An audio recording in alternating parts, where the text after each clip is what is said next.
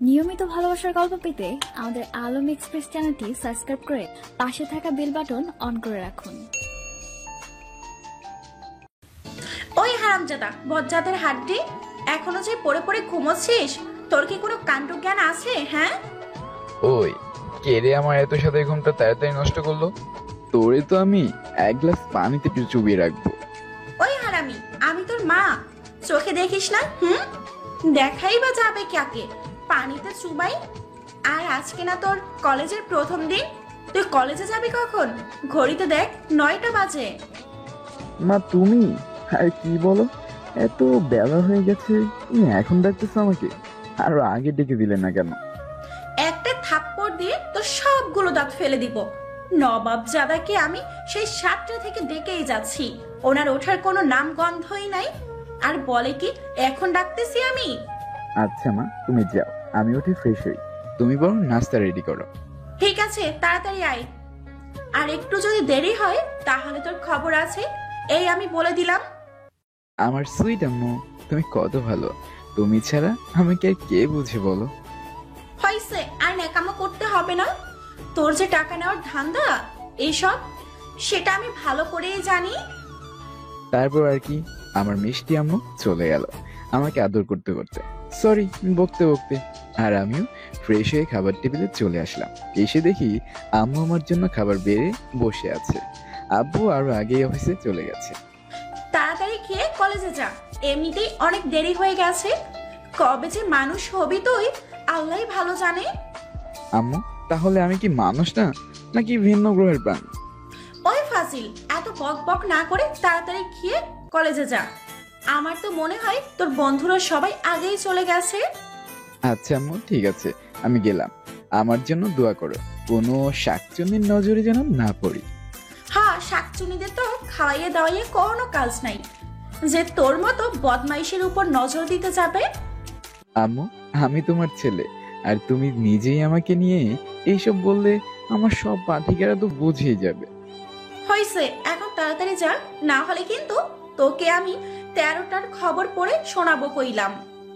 আম্মুর সাথে আর কথা বলে দেরি না করে সোজা আম্মুর কথা মতো কলেজের দিকে রওনা দিলাম।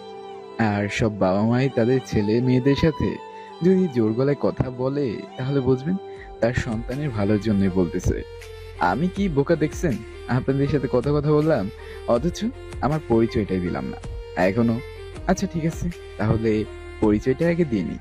আমি আবির মাহমুদ রাসেল। সবাই আমাকে রাসেল নামেই ডাকে, আপনারা অবশ্য অন্য নামেও রাখতে পারেন। আমি এবার ইন্টার প্রথম বর্ষে পড়ি।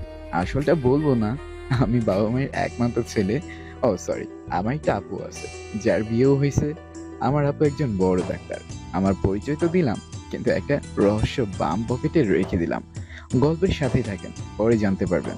আপনাদের সাথে কথা বলতে বলতে কলেজে চলে এসেছি। বুঝতেই পারি না, কলেজে ঢুকতেই আমার বন্ধুদের সাথে দেখা হলো। ওরা আমার জন্যই গেটে দাঁড়িয়ে আছে। আসলে আমরা সবাই ছোট থেকে একসাথে লেখাপড়া সহ সবকিছু করেছি, বলতে পারেন আমরা ন্যাংটাকালের বন্ধু। ওই শালারা, তোরা সবাই আমাকে না করে নিয়েই চলে এসেছিস। আর তোরা কেমন আছিস? আমরা সবাই অনেক ভালো আছি। আর আমাদের তো খেয়ে দেয়ে কাজ নাই যে তুমি ঘুম থেকে দেরি করে উঠেছো জেনেও আমরা আন্টির কাছে বকা খাই। তা বন্ধু, তুই কেমন আছিস সেইটা আগে বল। তোদের মতো ফাজিল বন্ধু থাকতে ভালো না থেকে কি আর পারি? আর আম্মু আমাকে সকাল সকাল অনেক আশীর্বাদ দিছে।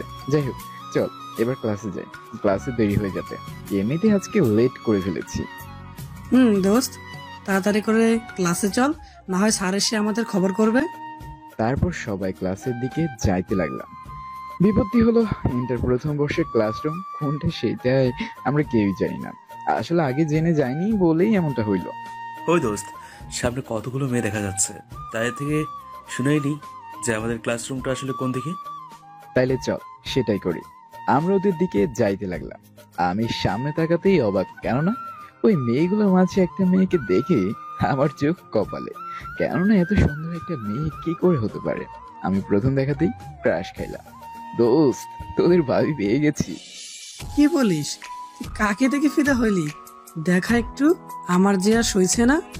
আরে দোস্ত, সেই মেয়ের কপাল তো অনেক লাকি, যেই তোর চোখে কোনো মেয়েই পছন্দ হয় না, আর সেই মেয়ে কি না পছন্দ হয়েছে। কোন মেয়ে দোস্ত, তাড়াতাড়ি বল। ওই যে নীল স্কার্ট, কানে ঝুমকা, হাতে চুড়ি পরা, আমার মাথায় চশমাও দিছে, ওই মেয়েটাই হলো তোদের ভাবি, মানে আমার প্রথম ক্রাশ। ওয়াও, এত সুন্দর, যেন একদম নীলপরি। আমরাও তো ক্রাশ খেয়ে ফেলেছি দোস্ত। ওই শালারা একদম নজর দিবি না, তোদের হবু ভাবি হয়, ভুলে যাস না সেটা। ধুর শালা, নজর দেবো কেন? আমরা কি সিঙ্গেল নাকি? তুই শুধু শালা সিঙ্গেল আসোস আমাদের মাঝে। আমার যে বুড়া কপাল, তাই তো আজও একটা মেয়েকে দেখে ফিদা হতে পারিনি। তবে আজকে আমার চোখে মেয়েটাই ফিদা। ওই মেয়ের চোখের দিকে তাকিয়ে তো আমি অনায়াসে 1000টা বছর পার করে দিতে পারবো। হয়েছে, আর বলতে হবে না। তাহলে তোর কথা শুনে কবিরাও হিংসে করবে। তার চেয়ে বরং তুই এখন তাড়াতাড়ি চল। তারপর সবাই গেলাম তাদের কাছে, আর ওই মেয়েটার উদ্দেশ্যে নরম সুরে বললাম, এক্সকিউজ মি ম্যাম, শুনছেন? ওই ছোট লোকের বাচ্চা গেও ভূত, তোর সাহস হয় কি করে আমাকে এভাবে ডাকার? থাপড়ায় সব দাঁত ফেলে দিব লনসেন্স। এই যে মিস, ডাকি তো দিছি, কিস তো আর করি না, এইভাবে রিয়াক্ট কেন করবেন? কি বললি ফকিরের বাচ্চা? আমার মুখে মুখে তর্ক করিস, তোর মুখ আমি সেলাই করে দিব। আপনারা তো বুঝতেই পারছেন না যে এই মেয়েটা আমার সাথে এমন ব্যবহার কেন করতেছে। তাহলে চলেন শুনে আসি আসলে হয়েছে কি। আমার বন্ধুরা সবাই ভালো পোশাক পরেছে, শুধু আমিই ভালো পোশাক পরিনি, কারণ আমার ভালো পোশাক পরতে মনই চায় না, বরং ভালোই লাগে না। তার জন্য উপরে কথাগুলো শুনলাম। এইদিকে ইসরাতের কথা শুনে আমার বন্ধুরা মনে মনে বলছে, মেয়েটা বলে কি, যার বাবা এই দেশের নাম্বার 1 বিজনেসম্যান, টাকার কোনো কমতি নেই, আর তাকেই গরিব বলেছে। আমি ওদের ভাবভঙ্গি দেখে ইশারায় সবাইকে আমার বাবার পরিচয় দিতে মানা করলাম। কথায় আছে না, সমাজদার লোকদের জন্য ইশারায় যথেষ্ট। মেয়েটা আমার গালে ঠাস ঠাস ঠাস করে থাপ্পড় দিতে লাগলো, আর সবাই চুপ হয়ে গেল। এমন কাণ্ড দেখে আমি তো গালে হাত দিয়ে ঠায় দাঁড়িয়ে আছি, ভাবছি কিছু সময় আগে ঘটে যাওয়া ঘটনাটা আমি ভাবতেই পারতেছি না আসলে কি হলো এটা। তোর সাহস হয় কি করে আমাকে কিস করার কথা বলার? নিজেকে কখনো আয়নাতে দেখেছিস? গেও ভূত কোথাকার। ওই তোরা সব চল, হাত ডিটারজেন্ট পাউডার দিয়ে ধুয়ে আসি, না হয় এদের মতো ফকিরের হাতের জীবাণুর কারণে আবার কোনো ক্ষতি হতে পারে। মেয়েগুলো রাগে ফুলতে ফুলতে হন হন করে চলে গেল, আর আমিও মন খারাপ করে ক্লাসরুমে খোঁজে ক্লাসে গিয়ে বন্ধুদের সাথে বসলাম। দোস্ত, ওই মেয়েকে আমার মেয়ের আম্মু মানাম্মু, তোরা দেখে নিস, এটা আমি বলে রাখলাম। হ্যাঁ দোস্ত, আমরা ওই মেয়েকেই ভাবি করে পেতে চাই, কেননা আমাদের এই মেয়েকেই পছন্দ হয়েছে তোর বাচ্চার আম্মু হিসেবে। কিন্তু নামটা আমি কিছুই তো জানি না, তাহলে এই হাই ভোল্টেজ ওয়ালির সাথে প্রেমই বা করবো কি করে শুনি? নো টেনশন দোস্ত, আমরা আসি কি করতে, আমরাই সবকিছু খুঁজে বের করবো। সজীব ঠিকই বলেছে, আমরা সবকিছু খুঁজে বের করব। তুই শুধু ওর সাথে ভাব জমাতে শুরু কর। আমরা সবাই এভাবে কথা বলতেছি, তখনই সজীব হঠাৎ করে বলে ওঠে, রাসেল দোস্ত, সামনে তাকাই দেখ কি। সজীবের কথাগুলো শুনে আমি সামনে তাকিয়ে তো অবাক, কেননা আমি সামনে ওই মেয়েকে দেখতে পেলাম, আর খুশির ঠেলায় বললাম, আরে মাম্মা, এই তো তোমাদের সাথেই পড়ে দেখছি। আর আমাদের সাথেই পড়ে, ভালোই হলো, এত কষ্ট করে সমুদ্র পার হতে আর হবে না। দোস্ত, ভালোই হলো, এখন সবকিছুই আমরা খুব সহজে শুনে নিতে পারবো। তোরা শুধু কাজটা কর, বাকিটা আমি দেখছি। কথার মাঝেই দেখলাম স্যার ক্লাসে আসলো, সবাই স্যারকে সালাম দিলাম। আসসালামু আলাইকুম স্যার, কেমন আছেন? ওয়ালাইকুম আসসালাম, আমি আলহামদুলিল্লাহ ভালো আছি। তা তোমরা সবাই কেমন আছো? জি আলহামদুলিল্লাহ স্যার, আমরা সবাই ভালো আছি। তাহলে তো ভালো। আজকে যেহেতু প্রথম দিন, তাই কিছুই পড়াবো না, বরং আমরা সবাই সবার সাথে পরিচিত হব। এখন তোমরা সবাই এক এক করে সবার পরিচয় দাও। ওকে।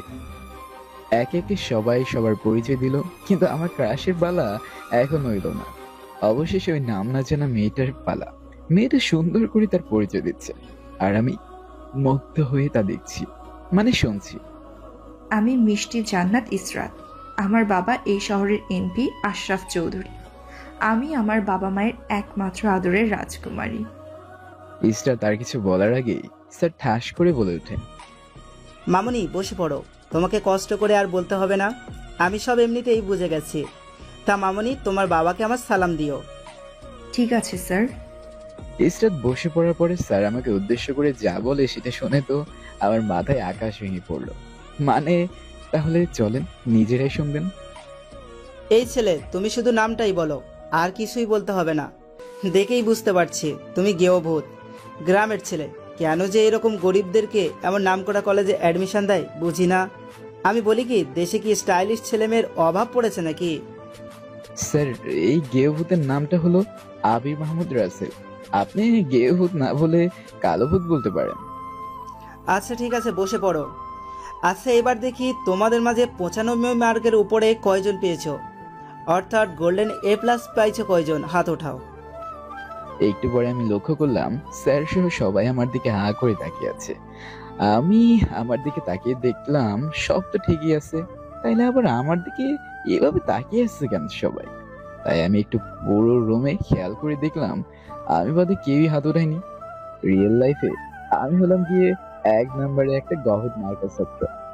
ইসরা তো গোল্ডেন A+ পাইছে, তবে এত মার্ক পেয়ে না। তুমি পাইছো গোল্ডেন A+, তাও আবার হাই মার্ক পেয়ে?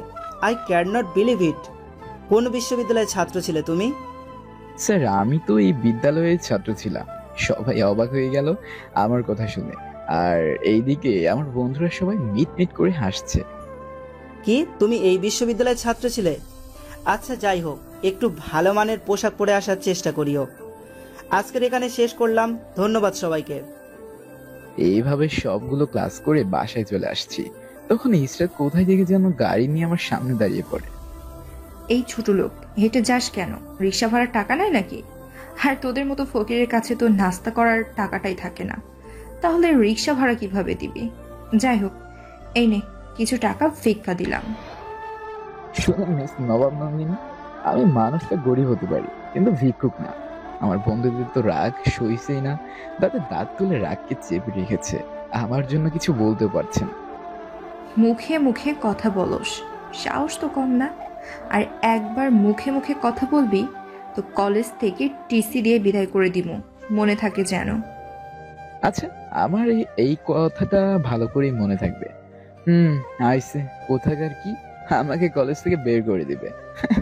বাসায় এসে খাওয়া দাওয়া করে একটু রেস্ট নিয়ে বন্ধুদের সাথে আড্ডা দিতে গেলাম। গিয়ে দেখি সবাই ব্রিজের উপরে বসে আছে। এই রে ফাজিলের দল, কি রে করিস? দোস্ত দেখিস না, আমরা এখানে ছিপ বকশি দিয়ে মাছ ধরতেছি। আরে যদি মাছই ধরিস তাহলে ছিপ বড়শি গেল কোথায় শুনি? তুই দেখছিস আমরা এখানে বসে আড্ডা দিতেছি, তাহলে জিগাইলি কেন? তোরা দেখছি দিন দিন আমার মতো সোজা কথাকে পেঁচিয়ে পেঁচিয়ে বলতে শিখে গেছিস। সব তোমার কৃপা গুরু, আমরা যে তোমারই শিষ্য, এমন তো হবারই কথা। তা মামা, ওই মেয়ের সাথে কিভাবে সম্ভব? পুরাই তো হাই ভোল্টেজওয়ালা। ওর মাঝে যদি হাই ভোল্টেজ থাকে তাহলে আমার মাঝেও অ্যাম্পলিফায়ারের কারেন্ট আছে। নো চিন্তা বন্ধু, ওদের সাথে অনেকটা সময় আড্ডা দিয়ে সন্ধ্যায় বাসায় ফিরে আসলাম। বই নিয়ে একটু পরে রাতের খাবার খেয়ে ঘুমিয়ে পড়লাম, কিন্তু ঘুম আর আমার চোখে আসেই না, শুধু ওই মায়া ভরা চাঁদ মুখটা চোখে ভাসছে। কি যে করি এখন? বইটা আমার রাতের ঘুমটাকে কেড়ে নিল। পরে অনেক কষ্ট করে ঘুমিয়ে পড়লাম। সকালে ফজরের আজানে মিষ্টি সুরে ঘুমটা ভেঙে গেল। ঘুম থেকে উঠে নামাজটা পড়ে এসে আবারও শুয়ে পড়লাম। অনেকটা সময় পর আম্মুর ডাকে ঘুম ভেঙে উঠে ফ্রেশ হয়ে নাস্তা করতে গেলাম। রাসেল, তোর কালকে কলেজে প্রথম দিন কেমন কাটলো শুনি? হ্যাঁ বাবা, অনেক ভালো কেটেছে। এমন কাটবে আমি কখনো ভেবেই দেখিনি। ভালো গেলেই ভালো। তোকে কত করে বলি একটু স্টাইলিশ হওয়ার চেষ্টা কর। আমি কি কোনো কিছুর কমতে আছে নাকি যে তোকে এভাবে চলতে হবে? না বাবা, আসলে তোমরা তো জানোই আমার এই অভিজাত্য কিছুই ভালো লাগে না, তাই আমাকে আধুনিক হতে জোর করো না। তুই যেটা ভালো বুঝিস সেটাই কর। তবে একটা কথা, তোর কারণে আমার মান সম্মান যেন নষ্ট না হয়। ঠিক আছে বাবা। তারপর আমি নাস্তা করে কলেজের উদ্দেশ্যে বন্ধুদের সাথে বের হয়ে গেলাম। কলেজে এসে ইসরাতের অত্যাচারের হাত থেকে রেহাই পেলাম না। শুরু হয়ে গেল আমার উপরে মহারানীর অত্যাচার। তাহলে চলেন একটু ওদের কাছেই শুনে আসি।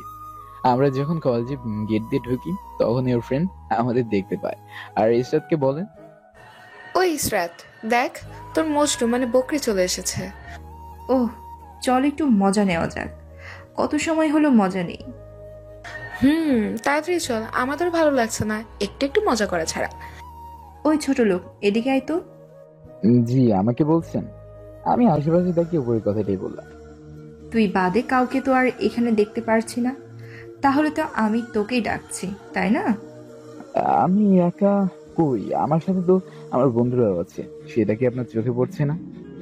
ওই ছাগল, তোর সাথে তো কেউ নেই, আমি তো সেটা দেখছি। এখন তুই একটু দেখ যে আসলেই তোর সাথে কেউ আছে কিনা। আমি আমার চারপাশে ঘুরে দেখি আমার বন্ধুরা কেউ নেই, সবগুলাই শালা ভাগছে। আচ্ছা, কি বলবেন বলেন, আমার ক্লাস আছে। ওই যে আমার গাড়িটা দেখছিস, ধুয়ে মুছে পরিষ্কার করে দে। ভয় পাস না যে আমি ফ্রি কাজ করামো, আমি কাজের বিনিময়ে টাকা দিব। পারবো না ইসরাত। ঠাস ঠাস করে আমার নরম গালে বসিয়ে দিল দুইটা, আর বলতে থাকে, ফকিরের বাচ্চা, তোর সাহস কত বড়, আমার মুখের উপর কথা বলস? এটা কি হলো? আমি ঠাস করে দিতে পারতাম, কিন্তু প্রথম দেখাতে ভালোবেসে ফেলেছি, তাই কিছু বললাম। হাজার হলো প্রিয়জনের গায়ে আঘাত করাটা কেমন দেখায়, তাই না? কি করলাম আবার? দেবো নাকি একটা? না থাক, আমি করে দিচ্ছি। কপাল ভালো তোর, তাই কথা শুনেছিস। আগে শুনলেই গালটা লাল করতে হতো না, তোর দোষে মারটা খাইলি। আপনার কথা কি আর না শুনে কোনো উপায় আছে? যে গন্ডি মেয়ে আপনি। কি করলি তুই? আমি গন্ডি মেয়ে? তবে রে, দেখাচ্ছি মজা। বলেই ঠাস ঠাস করে বসিয়ে দিল দুইটা চড় আমার গালে। আপনার কথার আগে হাতটা চলে কেন? কি ব্যথায় না পাইলাম। আরো যদি খেতে না চাস তাহলে যা বলছি সেটা তাড়াতাড়ি কর। আচ্ছা যাচ্ছি। এটা তো মেয়ে না, যেন আগুনের গোলা। মনে মনেই বললাম। আপনারা কিন্তু আবার কোয়েন না, তাইলে আবার আমার এত সুন্দর গালটা বাংলাদেশের মানচিত্র হয়ে যাবে। ওই তোরা চল, ক্লাসে যাই। ওই কাজ করুক। এই শোন, ভালো করে কাজ করবি বলে দিলাম, নইলে কি হবে তুই ভালো করেই জানিস। ঠিক আছে বলেই গাড়িটা পুরো ধুয়ে মুছে পরিষ্কার করলাম। পরে হুট করে মাথায় একটা দুষ্টু বুদ্ধি এলো, তখনই গাড়ির চাকাগুলো পেটটা খালি করে দিলাম। মনে মনে কইলাম, আজকে বুঝতে পারবে কত ধানে কত চাল।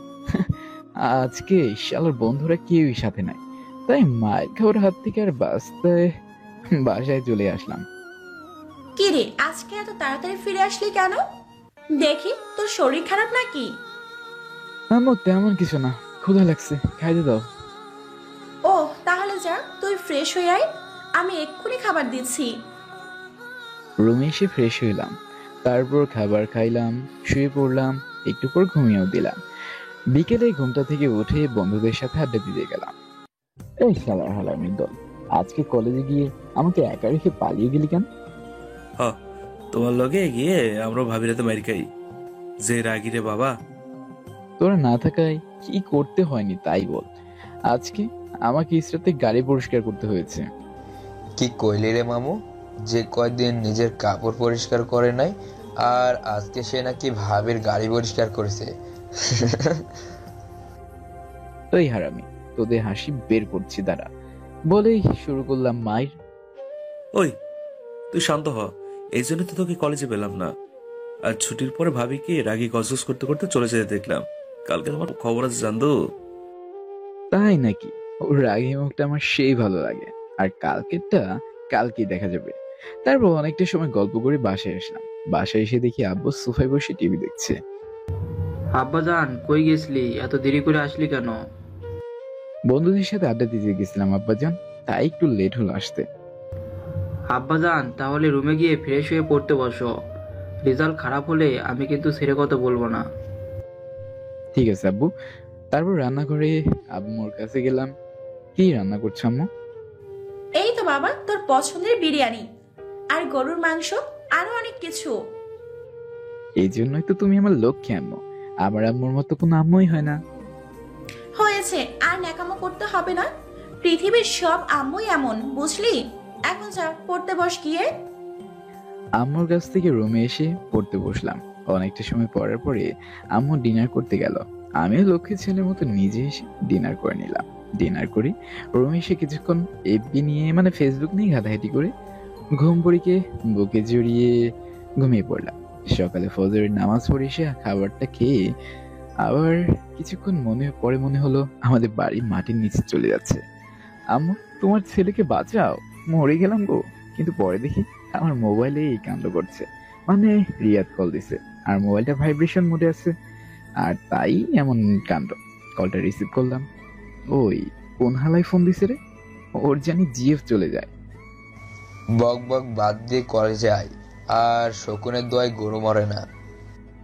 এত হককালে কলেজ যামো কিল্লাই মামু? ঘড়ি দেখ কয়টা বাজে, শালা তুই মনে হয় এখনো ঘুমের দেশে আসোস। গড়িতে চোখ পড়তে থ হয়ে গেলাম, কেননা ক্লাস শুরু হওয়ার আর মাত্র 30 মিনিট বাকি আছে। তোরা থাক, আইতেছি আমি। আচ্ছা তাড়াতাড়ি আয়, আর ভাবি তোকে না পেলে আমাদেরকে কেলাবে ওরা ধরা। বন্ধুর জন্য একটা না হয় মাইরই খাবি। তারপর ফ্রেশ হয়ে নাস্তা করে কলেজে আসলাম। এসে দেখি বন্ধুরা গাছতলায় বসে আছে, ওরা মজা করছে, আমিও যোগ দিলাম। কেমন আছিস তোরা? আলহামদুলিল্লাহ ভালো আছি সবাই। তো মামা তুই কেমন আছিস? আলহামদুলিল্লাহ আমিও তোদের দোয়ায় অনেক ভালো আছি। চল ক্লাসে যাই। সবাই মিলে যাইতে নিছি, তখনই আমি একটা পোলের সাথে ধাক্কা খেয়ে পোলের নিচে পড়ে গেছি। কিন্তু পোল তো শক্ত হওয়ার কথা, আজব বিষয়, এটা তো নরম। উপরে তাকিয়ে তো আমার চোখে সরিষা ফুল। এই পোলটা তো আর কেউ না, এ হলো ইসরাত। আমার উপর থেকে উঠে একটা জোরের শব্দ হলো, ঠাস ঠাস। ওই ফকিরনি, তুই চোখে কি বাসায় রেখে আসছোস? এই যে একটা মেয়ে দেখে চোখে দেখিস না? I am really sorry Israt, গালে হাত দিয়ে বললাম কথাটা। আর সেটা শুনেই ইসরাত রাগে ফুঁসতে ফুঁসতে আমার গালে আবারও দিল ঠাস ঠাস ঠাস। তুই আমার নাম ধরে ডাকুস? ব্যাটার সাহস কত বড়! গাড়ির রাগটা দেখালাম না, এমনি অনেক চড় দিছি। সর সামনে থেকে। উপরে কথাটা বলেই রাগিনী চলে গেল। আমরাও ক্লাসে চলে আসলাম। ক্লাস করে বাসায় আসলাম, গালটা হাতে আড়াল করে রুমের দিকে যাচ্ছি যেন আম্মু না দেখতে পায়। কিন্তু কথায় আছে না, যেখানে বাঘের ভয় সেইখানে ইয়াদ হয়। আমার বেলাও তাই হলো। তোর গালে এটা কিসের দাগ দেখি একটু। আম্মু অ্যালার্জি উঠেছে হয়তো, তাই চুলকানোর কারণে লাল হয়েছে। সেটাও হতে পারে। তা ওষুধ খেয়েছিস তো নাকি? আম্মু ওষুধ খেতে হবে না, এমনি ঠিক হয়ে যাবে, তুমি চিন্তা করো না কেমন। আচ্ছা তুই তাহলে রুমে গিয়ে ফ্রেশ হ, আমি তোর জন্য খাবারের ব্যবস্থা করতেছি। এইভাবে পরিবারে ভালোবাসায় ইসরাতের অত্যাচারের মাধ্যমে দেখতে দেখতে ইন্টার প্রথম বর্ষ শেষ হয়ে গেল। একদিন আমি বন্ধুদের সাথে পরামর্শ করলাম ইসরাতকে প্রপোজ করবো, যেই ভাবো সেই কাজ। পরের দিন কিছু গোলাপ ফুল নিয়ে কলেজে আসলাম। এসে দেখি মিম, তামান্না, জান্নাত, সুমনা, স্বপ্না আর অনেকে একসাথে বসে গল্প করছে। আমি ওদের কাছে গেলাম, বুকের মাঝে আধা কেজি সাহস নেই। ওই ছোট লোকের বাচ্চা, কিছু কি বলবি নাকি? নিজে থেকে আমাদের কাছে আসলে না ডাকতে? একটু এদিকে আসো না, তোমার সাথে একটু কথা আছে। ইসরাত কি যেন মনে করে আমার সাথে আসলো, কোনো রাগও দেখালো না। আসলে ইসরাতের আমার প্রতি একটু দুর্বল হচ্ছে। আমি ইসরাতের সামনে হাঁটু গেড়ে বসে ফুলগুলো ওর সামনে ধরে, তুমি কি আমার নিস্তব্ধ রাতে তারাভর আকাশে চাঁদ দেখার সাথে হবে? তুমি কি আমার একাকী পথ চলার সাথে হবে? তুমি কি আমার বাবুনি আম্মু হবে? Love you Israt, I love you, will you marry me? Israt ফুলগুলো নিয়ে পা দিয়ে পিষতে থাকলো আর আমার নরম গালটাকে ঠাস ঠাস করে আদর করতে থাকলো। সবাই অবাক দৃষ্টিতে সিনেমা দেখতেই বেরিয়েছে, আমি যেন মাটির সাথে মিশে যাচ্ছি। ইসরাত নিজের রাগকে কন্ট্রোল করতে না পেরে আমার গালে ঠাস ঠাস করে গুনে গুনে 10টা চড় মারলো। শরীরে যতটা শক্তি ছিল আমি গাল ধুয়ে বসে আছি। ওর বান্ধবী, আমার বন্ধুরা সহ সবাই কলেজে অবাক হয়ে তাকিয়ে আছে। ইসরাত এটা কি করে করলো? আমার চোখ দিয়ে জল পড়ছে, শার্ট ভিজিয়ে ফেলেছি চোখের জলে। তুই যে আমাকে ভালোবাসার কথা বললি, তোর কি যোগ্যতা আছে? আমার একদিনে যা খরচ তা তুই জীবনভর চেষ্টা করলেও জোগাড় করতে পারবি না। আইসে আমাকে ভালোবাসার কথা বলতে। নিজের চেহারাটা কখনো আয়নায় দেখেছিস? যদি না দেখে থাকিস তাহলে আজকেই বাড়িতে গিয়ে দেখবি। তোর বাড়িতে তো আবার আয়নাও নেই, তাই বাজারে কেনা কোনো হেয়ার কাটিং এর দোকানে যেয়ে নিজেকে দেখে নিস, গিয়েও ফুট কোথাকার। আমি শুধু নীরবে বলা কথাগুলো শুনেছি আর চোখ দিয়ে জল ফেলছি। বন্ধুরা প্রতিবাদ করতে চাইলে আমি বাধা দিই, দোস্ত আমাকে বাসায় নিয়ে যা। আমি বাসায় না এসে সজীবের বাসায় থাকলাম, কারণ আম্মু আব্বু যদি জানে তাইলে লঙ্কা কাণ্ড করবে। তাই আম্মু যেন না চিন্তা করে তাই ফোন করে বললাম আজকে বন্ধুর বাসায় থাকবো। বাসায় যাবো না। আম্মু কিছু বললো না, কারণ আম্মু জানে আমি কোথাও থাকি না আম্মুকে ছাড়া। তাই আজকে বলছি, জোর করলো না, শুধু আমার গালে মলম লাগাই দিল আর বলল, দোস্ত তুই ওকে ভুলে যা, ওর থেকে তুই অনেক ভালো সুন্দর মেয়ে পাবি। না, আমি ওকে আমার মেয়ের আম্মু বানাবো। এটা আমার আশা না, বরং বিশ্বাস। হ, তুই স্বপ্ন দেখ, ওই মেয়ের চর খেতে খেতে যখন শহীদ হয়ে যাবি তখন আর মেয়ের আম্মুর বানানোর স্বপ্ন দেখতে হবে না। না রে দোস্ত, এমন কিছুই হবে না। এভাবে 10 দিন কলেজে গেলাম না, বাসায় থাকলাম, কারণ অনেক জ্বর এসেছিল। এদিকে ইসরাত আমায় কলেজে না দেখে একটু একটু নিজের প্রতি দুর্বল হতে শুরু করলো। আর এদিকে আমার ফাইনাল এক্সামের মাত্র 2 মাস আছে। তাই ভাবলাম কপালে যা আছে আছে, আর একবার কালকে ইসরাতকে প্রপোজ করব। আর আমার মনে হয় জমানো সকল কথা বলবো, যা হয়ে পরেই দেখা যাবে। আগের বার 10 দিন ছিলাম, এবার না হয় 1 মাস থাকলাম। ওই তুই আমাকে চিনতে পারছিস না হারামি? আমি সজীব বলছি। কিরে হালায়, এটা তোর নাম্বার? আর ফোন দিলি কেন? ওই হারামি, ইসরাত কি আমার বোন যে তুই আমাকে হালা কইলি? তোর মা বাবা খুব চালাক রে, কারণ আমি যেন তোর বোনের সাথে টাঙ্কি মারতে না পারি, তার জন্যই তোর কোনো বোন নাই, বুঝলি? তোর আজাইরা পেশাল বাদ দিয়ে যার জন্য ফোন দিছি সেটা আগে হন। বল কি এমন কথা যেটা বলার জন্য আমার সুন্দর ভাবনাটা নষ্ট করলি? মিমের তো কাল বিয়ে, ওর বাড়ি থেকে বিয়ে ঠিক করেছে। এখন রানা তো শেষকে সুইসাইড করার চেষ্টা করতেছে। দোস্ত, আমি তো ইসরাতকে কাল আবার প্রপোজ করবো, সেটা নিয়েই টেনশনে আছি। এখন তুই আবার নতুন টেনশনে ফেলে দিলি। তুই শালা জীবনেও ভালো হবি না। আচ্ছা ঠিক আছে, এবার তোর সাথে আমরাও যামনি। তুই 5টা আর আমরা 5টা মিলে 10টা চর খামনি। তোকে তো আর ভালোবাসা দিবে না, ওই চরগুলোই দিবে। তার চেয়ে বরং তুই আয়, আগে রানা আর মিমের প্রেমের গল্পে হেল্প করি, পরে তোরটা হিল্লা করে দিমনি। তোর তো আর সহজ না, যে রাগে মেয়েরে বাবা, মনে হয় অ্যাটম বম, যে কোনো সময় বিপদ ঘটতে পারে। दोस्त, तुम लोग मेरे लिए इंतजार कर लो, मैं अभी आती हूँ। আমি বাসা থেকে গাড়ি নিয়ে ওদের কাছে এলাম, দেখি হালা রানা গলায় মিমের ওড়না দিতে নিছে। এই হালায়, তুই মরবি মর, তোরে আটকে রাখছে কেডা? কিন্তু তুই হালায় মিমের ওড়নাটাকে কষ্ট দেস কেন? মিমের একটা ওড়না রানার কাছে ছিল স্মৃতি হিসেবে। কি করবো ক? কাল মিম অন্যের হয়ে যাইব, আমি কি করে দেখবো? এটা আমি কিছুতে পারবো না। কেন দেখতে পারবি না? তুই তো আর অন্ধ না, আর তোর ওই 2 চোখ দিয়ে চায়া চায়া দেখবি। এখন ফাজলামি বাদ দিয়ে কি করা যায় তাই বল, না হলে বেচারা না জানি কখন ঝুলে পড়ে গলায় ওড়না দিয়ে। এটা একটা ব্যাপার হলো? আমি রাগী মেয়ের হবু জামাই থাকতে মিম পালাইতে রাজি আছে নাকি সেটা বল। মিম তো এক পায়ে খাড়া, কিন্তু এ সারা পালিয়ে যাইব না, শালা ভিতর দিন। মিমকেও আসতে বলেছি তোর ওপর ভরসা করে। না, আমি পালাই যেতে পারবো না। আমার অহংকারী গার্লফ্রেন্ডের কি হইব? শালা মজা বাদ দিয়ে ম্যাটার সলভ কর, সময় কিন্তু হাতে খুব একটা নেই।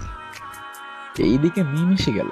আমি মিমকে দেখেই অবাক, কেননা বেচারি সেজে গুজে এসেছে। আসসালামু আলাইকুম ভাই, আপনারা সবাই ভালো আছেন? ভালো থাকতে দিলা কই? আমার আর রাগী গার্লফ্রেন্ডকে ভালোবাসি কথাটা বলাই হলো। ভাইয়া, আপনি আবার ইশরাতকে প্রপোজ করবেন? গালে ব্যথা ঠিক হয়েছে তো নাকি? আরে বোন, লজ্জা দিও না, শরম লাগে তো। সবাইকে বললাম টাকা দিতে, ওরা সবাই 50,000 টাকা, আর আমি 50,000 টাকা দিয়ে পাঠিয়ে দিলাম আমার চেনা একটা পরিচিত জায়গাতে। বন্ধু হয়ে বন্ধুর জন্য এইটুকু করতে না পারলে আমরা তাহলে কিসের বন্ধু? তারপরে সবাই বাসায় আসলাম, রাতে খাবার খাওয়ার জন্য বসে আছি। বাবা, তুই আজকে কোথায় ছিলি? সারাদিন তো একবারের জন্য দেখলাম না। আম্মু, আসলে আমি না আজকে একটা ভালো কাজ করতে গেছিলাম, তাই তুমি আমাকে দেখতে পাও নাই। তা আব্বা জান আমার কি ভালো কাজ করে আসলো একটু শুনি। আসলে আম্মু, আমার বন্ধু রানা একটা মেয়েকে খুব ভালোবাসে। তাতে কি হয়েছে? ভালোবেসেই পারে, এতে দোষের কি আছে? কিন্তু তার সাথে তোর ভালো কাজের সম্পর্ক কি? যাও, কমই না। তুমি পুরো কথা না শুনে চিল্লাচিল্লি শুরু করে দিছো। আচ্ছা বাবা তুই বল, আমি এবার না শুনে একটা কথাও বলবো না। তাহলে কিছু বইলই না কিন্তু। আরে বাপ, কিছুই কমু না, তুই তো আগে শুরু কর। ওই তো মেয়ের আবার বাড়ি থেকে বিয়ে ঠিক করেছে, সেটার জন্য আমার বন্ধু গলায়ও মেয়ের ওনা দিয়ে ফাঁসি দিতে নিয়েছিল। তাই আর কি করা, ওই মেয়েকে বের করে এনে দুইজনকে পালিয়ে দূরে পাঠিয়ে দিছে। তুই তো খুব ভালো কাজ করেছিস। জানিস ওই মেয়েদের পরিবারের লোকেরা এখন কতটা কষ্টে আছে? তুই তো তাদের সাথে কথা বলে বুঝিয়ে সবকিছু করলেও পারতি। আম্মু, তোমার ছেলে এত বোকা না, বুঝলে? সেটা অনেক বার করা হয়েছে, কিন্তু ওই মেয়ের বাবা একটা খাটাস, আমাদের কথাই শোনেনি। তাহলে এটা ঠিক আছে, ভালোবাসার পথ সে কোনো বাধা হয়ে দাঁড়াবে না। ভালোবাসা হলো স্বর্গ থেকে আসে, এখানে মানুষের কি হাত আছে নাকি? হ্যাঁ আম্মু, কিন্তু এই কথাটা কতজন বোঝে? এখন সবাই তো টাকা আর সুন্দরী পূজারি। এভাবে আরো কিছু কথা বলে খাবার খেয়ে শেষ করে রুমে এসে শুয়ে পড়লাম। সারাদিন অনেক ধকল গেছে, শুয়ে পড়তেই কখন যে ঘুমিয়ে গেছি সেটা এখন মনেই পড়ে না। সকালে ঘুম থেকে উঠে তাড়াতাড়ি ফ্রেশ হয়ে নিলাম, কারণ আজকে আবার ইসরাতকে প্রপোজ করব। কিছু সময় পরে বন্ধুদের নিয়ে ইসরাতকে প্রপোজ করার উদ্দেশ্যে বের হয়েছি। কিছু পথ যেতেই যেন আমাকে আর বন্ধুদের সেই রকম মার দিল, সব ভুলাই গেল। মুখে মানকি টুপি পড়ার কারণে চিনতেই পারি না। শালারা পিছন থেকে মারার কারণে কিছু বলতে পারলাম না, আর কিছু দেখতে পারলাম না, কেননা কিছু দেখার আগেই আমি অজ্ঞান হয়ে যাই। বন্ধুদের একটু কম মার দিছে বলে ওরা উঠে আমাকে হাসপাতাল নিয়ে আসে। খুব খারাপ অবস্থা আমার। ডাক্তার আমাকে তাড়াতাড়ি উঠিতে নিয়ে যায়। রানা বাসায় খবর দিয়ে দেয়, আর কিছু সময় পরেই সবাই হাসপাতালে চলে আসে। 2 ঘন্টা পর ডাক্তার ওটি থেকে বাইরে আসে। রোগীর লোক কে এখানে? ডাক্তার সাহেব, আমি রোগীর বাবা। কি হয়েছে আমার ছেলের? দেখুন চৌধুরী সাহেব, আপনার ছেলেকে লোহা জাতীয় বস্তু দ্বারা অতিরিক্ত মায়ের কারণে বুকের মাঝে একটা লোহার টুকরো বিঁধে গেছে, যেটা একেবারে হার্টের সাথে ছুঁই ছুঁই অবস্থায়। অপারেশন করার সময় যা কিছু হয়ে যেতে পারে। আমরা এই অপারেশনটা করতে পারবো না। We are so sorry. আমার ছেলে কি তাহলে বাঁচতে পারবে না? হয়তোবা বাইরের দেশে নিয়ে যেতে পারেন, আল্লাহ চাইলে সব কিছুই হতে পারে। সবাই কান্নাকাটি করছে, আমি নিথর দেহ নিয়ে শুয়ে আছি। এদিকে আপু দুলাভাই চলে আসে। আপনাদের বলা হয়নি, তারা দুজনেই বড় ডাক্তার। আপু ডাক্তারের সাথে কথা বলে অপারেশন করতে চায়। আমি অপারেশন করতে পারবো না, আমার এতটা সাহস হচ্ছে না। রাসেল শুধু তোমার ভাই, আমার তো কেউ না। আমার কি কম কষ্ট হচ্ছে ওর জন্য? তুমি যাই বলো, আমি আমার হাত দিয়ে ওকে মেরে ফেলতে পারবো না। কেননা এই ধরনের অপারেশনে বেশিরভাগই রোগী মারা যায়। ভুল বললে ক্ষমা করবেন, আমার এই বিষয়ে জ্ঞানী নাই। তোমাদের কিছু করতে হবে না, তোমরা শুধু ওর সাথে থাকবে। যা করতে হয় আমি করব। তারপর অপারেশন শুরু করলো। বাইরের সবাই আল্লাহ তাআলার কাছে আমার জান ভিক্ষা চাচ্ছে। এদিকে অপারেশন হোক, আর আমাকে কেন মারলো চলেন জেনে নেই। ফ্ল্যাশব্যাক। বাবা কলেজে রাসেল নামের এক ছেলে আমাকে ভালোবাসি বলে বিরক্ত করে। আমার কথা একটু শুনে না। ঠিক আছে আম্মাজান, ওই ছেলেকে ভয় দেখিয়ে দিবনি। তুমি এবার খুশি তো মামুনি? আমার সুইট আব্বু, তোমার মতো বাবা এই দুনিয়ায় আর একটাও নেই। আমার বাবাই আমার কাছে সেরা বাবা। হয়েছে হয়েছে, আর বলতে হবে না, তুই তো আমার সব। গুন্ডা দিয়ে আমাকে মারতে পাঠায়, বলে দেয় একেবারে মেরে ফেলতে। ইসরাত কিন্তু মেরে ফেলতে বলেনি। এদিকে ইসরাত কলেজে আমাকে খুঁজে পায় না, দেখে বাসায় চলে আসে। এদিকে টানা 4 ঘন্টা অপারেশন পরে সবাই বাহিরে আসে। কি হলো রিমি, কিছু তো বলো। অপারেশন অনেক কষ্টের পর সাকসেসফুল হয়েছে, কিন্তু কিন্তু কি? 72 ঘন্টার মধ্যে জ্ঞান না ফিরলে করার কিছুই থাকবে না। সবাই অপেক্ষার দিন গুনতে থাকে, অপেক্ষার দিন যেন শেষ হতেই চায় না। অবশেষে অপেক্ষা করতে করতে 72 ঘন্টা শেষ হয়ে যায়। সবাই কান্নায় ভেঙে পড়ে, বাঁচার জন্য আশায় সবাই ছেড়ে দেয়। এইদিকে আমার হাতের আঙুল নড়তে দেখে আপু সবাইকে বলে, what a miracle, how is this possible? এটা কিভাবে হতে পারে? সবাই আনন্দে কেঁদে ওঠে। সবার মনেই যেন খুশির কোনো শেষ নেই। রিমি, আসলে তুমি খুব শক্ত মনের একজন মানুষ। আসলেই যেখানে আমরা কেউ এই অপারেশন করতে চাইনি সেখানে উনি একাই অপারেশন করেছে, বলতেই হবে সাহসী মেয়ে। সাহসী না হয়ে কি করতাম? চেয়ে চেয়ে ভাইয়ের মৃতদেহ খাটে পড়ে থাকতে দেখতাম। আমার ভাই আমার কাছে সবচেয়ে প্রিয়। এভাবে একটা মাস কেটে যায়। আব্বু আমার দেখাশোনা করেছে, আমি পুরোপুরি সুস্থ হয়েছি। এর মধ্যে একদিনও কলেজে যায়নি, এমনকি বাসার বাইরে আম্মুও যাইতে দেয় নাই। এদিকে ইসরাত আমাকে না দেখতে পেয়ে কেঁদে কেঁদে চোখের নিচে কালো দাগ ফেলেছে। মা, তোমার কি হয়েছে? কেমন জানি হয়ে গেছো, কয়েকদিন হলো কথা বলো না, ঠিক মতো খাবার খাও না। বাবা, তোমাকে যে ছেলের নামে নালিশ দিয়েছিলাম সে আর কলেজে আসে না। ওই ছেলে মনে হয় বেঁচে নাই। মনে মনে বললো, মা তুই ওই ছেলের সাথে কথা বলছিস না কেন? বাবা, আমি ওকে ভালোবেসে ফেলেছি নিজের অজান্তেই। কি বলিস এসব? আচ্ছা দেখছি আমি, তুই থাক।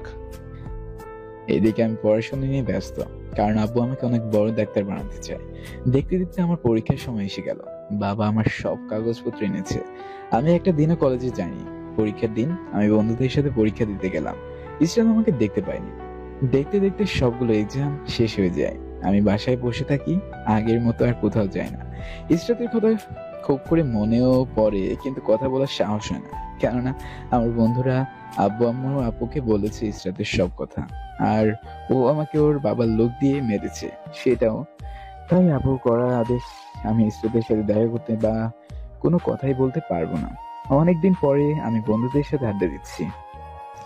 দোস্ত, কখনো ভাবিনি তোর সাথে এমন কিছু হয়ে যাবে। তোকে আগেই মানা করেছিলাম ওই মেয়েকে ভুলে যেতে। দোস্ত, কিছু জিনিস আছে যেগুলো চাইলে অতি সহজে ভোলা যায় না। আর কিছু বলতে যাব তার আগে সামনে দেখতে পাই ইসরাত আমার দিকে আসছে। সেটা দেখে আমার বন্ধুরা ওর কাছে যায়। কি ব্যাপার, আপনি এখানে কেন এসেছেন? আমার বন্ধুকে প্রাণে মারা না পর্যন্ত কি আপনার শান্তি হবে না? আপনারা বাবা মেয়ে মিলে কি পেয়েছেন? আমার বন্ধু কি এমন চেয়েছে যে এমন করতে হবে? একটু ভালোবাসাই তো চেয়েছে। আপনাকে ভালোবাসে বলেই আমার বন্ধু এতটা নীরব, না হলে বুঝতে পারতেন।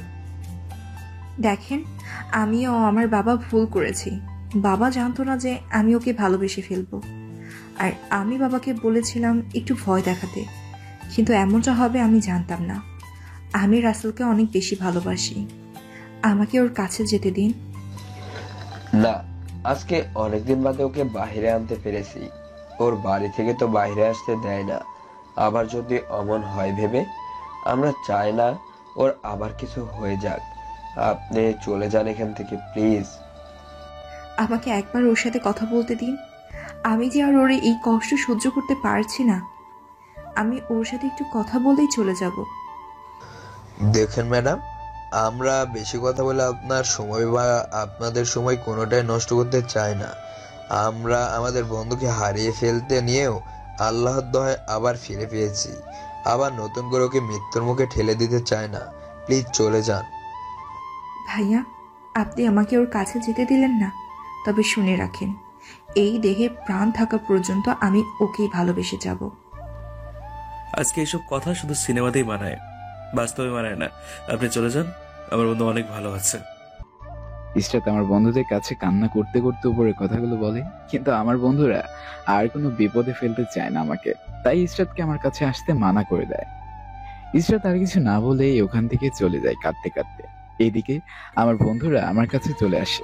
ওরা কি কথা বললো সেটা আমি শুনতে পাইনি, তাই জিজ্ঞেস করলাম, ওই তোরা ইসরাতের সাথে কি কথা বললি? আর কি বলবো, তোকে আবার ট্রেড দিতে আইছিল। তোমাদের বলে গেল তোকে ওর আশপাশে দেখলে একবারে মেরে ফেলবে। এবার নাকি একটু ট্রেলার দেখিয়েছে, পরের বার নাকি আজরাইলও ভয় পাবে তোর রুহুকে কবজ করতে এসে। এমন খারাপ অবস্থা করবে তোর। না, ইসরাত এটা কোনোভাবেই বলতে পারে না। আমি এটা কখনো বিশ্বাসই করি না। তোরা আমার ইসরাতকে আমার কাছে আসতে দিলি না কেন? হয়তো একটু দেখতে তো পারতাম দু চোখ ভরে। আজ কতটা দিন হলো ওকে দেখি না। দেখ দোস্ত, আমরা চাই না তোর নতুন করে কোনো ক্ষতি হোক। আর তাছাড়া তুই ইসরাতের থেকেও অনেক সুন্দরী হাজারটা মেয়ে পাবি। ওই রকম হাজারটা মেয়েদের কি হবে রে? আমার তো শুধু ইসরাতকেই চাই। তোরা কেন বুঝিস না? আমি যে ওকে ছাড়া কিছুই ভাবতে পারি না। ও যে আমার নিঃশ্বাসের সাথে মিশে গেছে। ওকে ছাড়া এখন আমার শ্বাসকষ্টের রোগী মনে হয়। তোকে কি করে বোঝাবো সেটা আমার জানা নেই, আর বুঝলেও তো তুই বোঝার মানুষ না। এসব বাদ দে। আর রানা ও মিমের কি অবস্থা এখন? আমি তো ওদের সম্পর্কে কিছুই জানতে পারলাম না। দেখ দোস্ত, আমি ওদেরকে কথা বলতে ভুলে গেছি। ওরা অনেক ভালো আছে। এখান থেকে যাবার পরেই ওরা বিয়ে করেছে। আর তোর ওই পরিচিত লোকটা রানাকে একটা চাকরির ব্যবস্থা করে দিছে। এখন ওরা অনেক ভালো আছে। তাহলে অনেক ভালো। আমার অনেক ভালো লাগতেছে কথাটা শুনে। আজকে একটা ভালো কাজ করতে পেরেছি, ওদের এক করে দিতে পেরে। মিমের বাবা পুলিশ নিয়ে এসেছিল আমাদের বাড়িতে। আমি বাবাকে সব খুলে বলেছিলাম, তো বাবা পুলিশকে বলে বোঝাই। তাই আর মিমের বাবা আমাদের কিছু করতে বা বলতে পারবে না। তোরা দেখিস একদিন মিমের পরিবার সবাই আর রানার পরিবার সবাই ওদের মেনে নেবে। তার জন্যই তো আমি মিমকে বললাম তাড়াতাড়ি যেন 1 ডজন গুলুমুলু বাচ্চা তৈরি করে। কেননা আমি শুনেছি পরিবারের লোকেরাও তাদের নাতি নাতনির মুখ দেখলে নাকি রাগ করে থাকতে পারে না। শালা, তোর শরম বলতে কিছুই নেই। তুই যে মিমকে সরাসরি 1 ডজন বাচ্চা নেবার কথা বলছিস, ও যে শরম পায় না? বাসর রাত কইরা দাদা বিড়ালকে মেরে ফেলেছে, এখন নাকি ওদের শরম আছে। আচ্ছা দা, এসব বাদ দিয়ে এখন চলো সবাই বাসায় যাওয়া যাক, অনেক সময় তো হলো। তাই চল, না হলে আমার পরিবারের সবাই আমাকে অনেক চিন্তা করবে। আর হ্যাঁ, ইসরাতের কথা যেন আপু ভুলেও জানতে না পারে, তাহলে আমাকে কিন্তু নুন মরিচ ছাড়াই চিবিয়ে খেতে ফেলবে। আপু কিন্তু অনেক সুন্দর মনের মানুষ, যেমন রাগী তেমন ভালো। আসলে এমন মানুষই দরকার, যেখানে যেমন রূপ দেখাতে হবে সেখানে তেমনটাই রূপ নিতে পারবে। আমার আপু দুলাভাই দুজনে অনেক ভালো মানুষ। আমার বাবা মা নিশ্চয়ই অনেক ভালো কোনো কাজ করেছিল, যার জন্য এত সুন্দর মনের 2টা মানুষকে পেয়েছি। এখন চল, অনেক ক্ষুধা লেগেছে, তাই একটু রেস্টুরেন্টে কিছু খেয়ে সবাই বাসায় যায়। এই কথাটা অবশ্যই খারাপ বলিসনি, এটা কিন্তু ভালোই হয়। আমারও একটু ক্ষুধা পেয়েছে। সজীব তো তখনই ভালো কথা বলে যখন ওর ক্ষুধা পায়, সারা পেটুক একটা। ওই রাশির বাচ্চা, আমি কি তোর পাকা ধানে মই দিছি নাকি যে তুই এভাবে আমার নামে রাসেল কিউট কিউট পাঠকদের কাছে ফালুদা বানিয়ে দিছিস? এই, তোরে তো টম জেরির মতো না ঝগড়া করে চলতো, না হলে আমি কিন্তু চললাম বাড়ির দোষে। তোর আর বাড়ি যেতে হবে না, আমরা এক্ষুনি চলে যাচ্ছি। তারপর আমার কথা বলতে বলতে একটু রেস্টুরেন্টে চলে আসলাম, আর ভিতরে ঢুকে দেখি সামনে সব করে ডাইনি বসে কফি খাচ্ছে। আমার তো সেই ভয় হতে লাগলো, না জানি এখন আবার সবার সামনে আহ্বান করে ইজ্জতের ফালুদা না করে দেয়। এই তোরা চল, আমরা অন্য রেস্টুরেন্টে যাই। কিন্তু কেন? আর এটাই তো এখানকার সবচেয়ে ভালো এবং উন্নত মানের রেস্টুরেন্ট। এখানে যা পাবি অন্য কোথাও সেসব পাবি না। আর তাছাড়া এটা তো তোর অনেক পছন্দের রেস্টুরেন্ট। আরে গাদা, সামনে তাকিয়ে দেখ কারা বসে আছে, নাকি দেখেও না দেখার ভান করতেছিস আমাকে অপমানিত করার জন্য? কোনটা?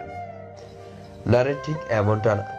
আচ্ছা চল, আমরা অন্য কোনো রেস্টুরেন্টে যাই, এখানকার আবহাওয়া বেশ সুবিধার না। এদিকে আমরা কথা বলতেছি আর ওইদিকে শিখা আমাদের দেখে ফেলেছে, সেটা আমরা খেয়াল করিনি। এই তোরা দেখ, রাসেল সহ ওর বন্ধুরা এখানে এসেছে। সেটা তো দেখতেই পারতেছি, কিন্তু আমার মনে হচ্ছে ওরা আমাদের দেখে চলে যেতে চাচ্ছে। আমরা ওদের সাথে যা করেছি তাতে এমন করাটা কিন্তু স্বাভাবিক, কেননা কেই বা চাইবে নিজে থেকে এমন পাবলিক প্লেসে অপমানিত হতে। বুঝেছি।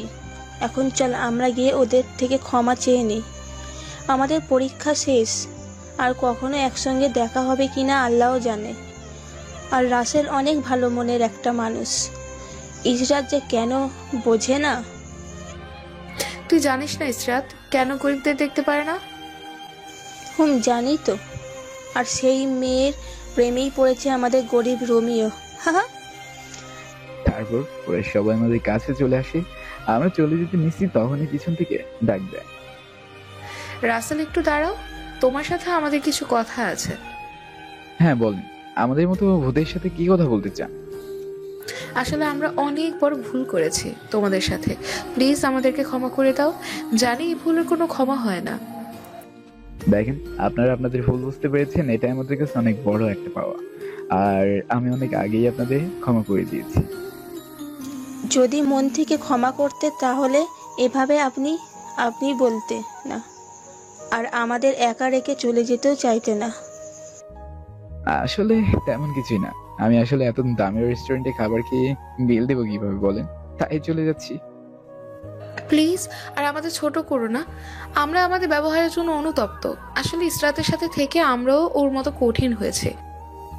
এই, তুমি এর মাঝে আমার এই ইসরাতকে কেন টানতেছো? হ্যাঁ, আসলে ইসরাত অনেক ভালো একটা মেয়ে, ও গরিবদের দেখতে পারে না, তার একটা কারণ অবশ্য আছে। হ্যাঁ, এর আবার কারণ আছে? Very interesting. তো আসলে বলো, একটু শুনি। আচ্ছা, আগে চল ওইখানে বসে কফি খেতে খেতে বলছি সব কিছু। দাঁড়িয়ে দাঁড়িয়ে শুনতে কেমন একটা দেখায় যায়, তাই না? চলো ওইখানে বসে সব শুনি। আর রাফি, তুই গিয়ে সবার জন্য খাবার অর্ডার করে আয়। আচ্ছা, আমি এক্ষুনি সব অর্ডার করে দিচ্ছি, তুই কিছু ভাবিস না। হ্যাঁ, তুই অর্ডার দে আর শিখা তুমি বলতে থাকো, কাহিনীটা একটু শুনি। আসলে ইসরাতের একটা বোন ছিল, ওই আপু একটা গরিব ছেলেকে ভালোবাসে, কিন্তু আঙ্কেল মেনে নিচ্ছিল না দেখে আপু ওই ভাইয়াকে বিয়ে করে নেয়।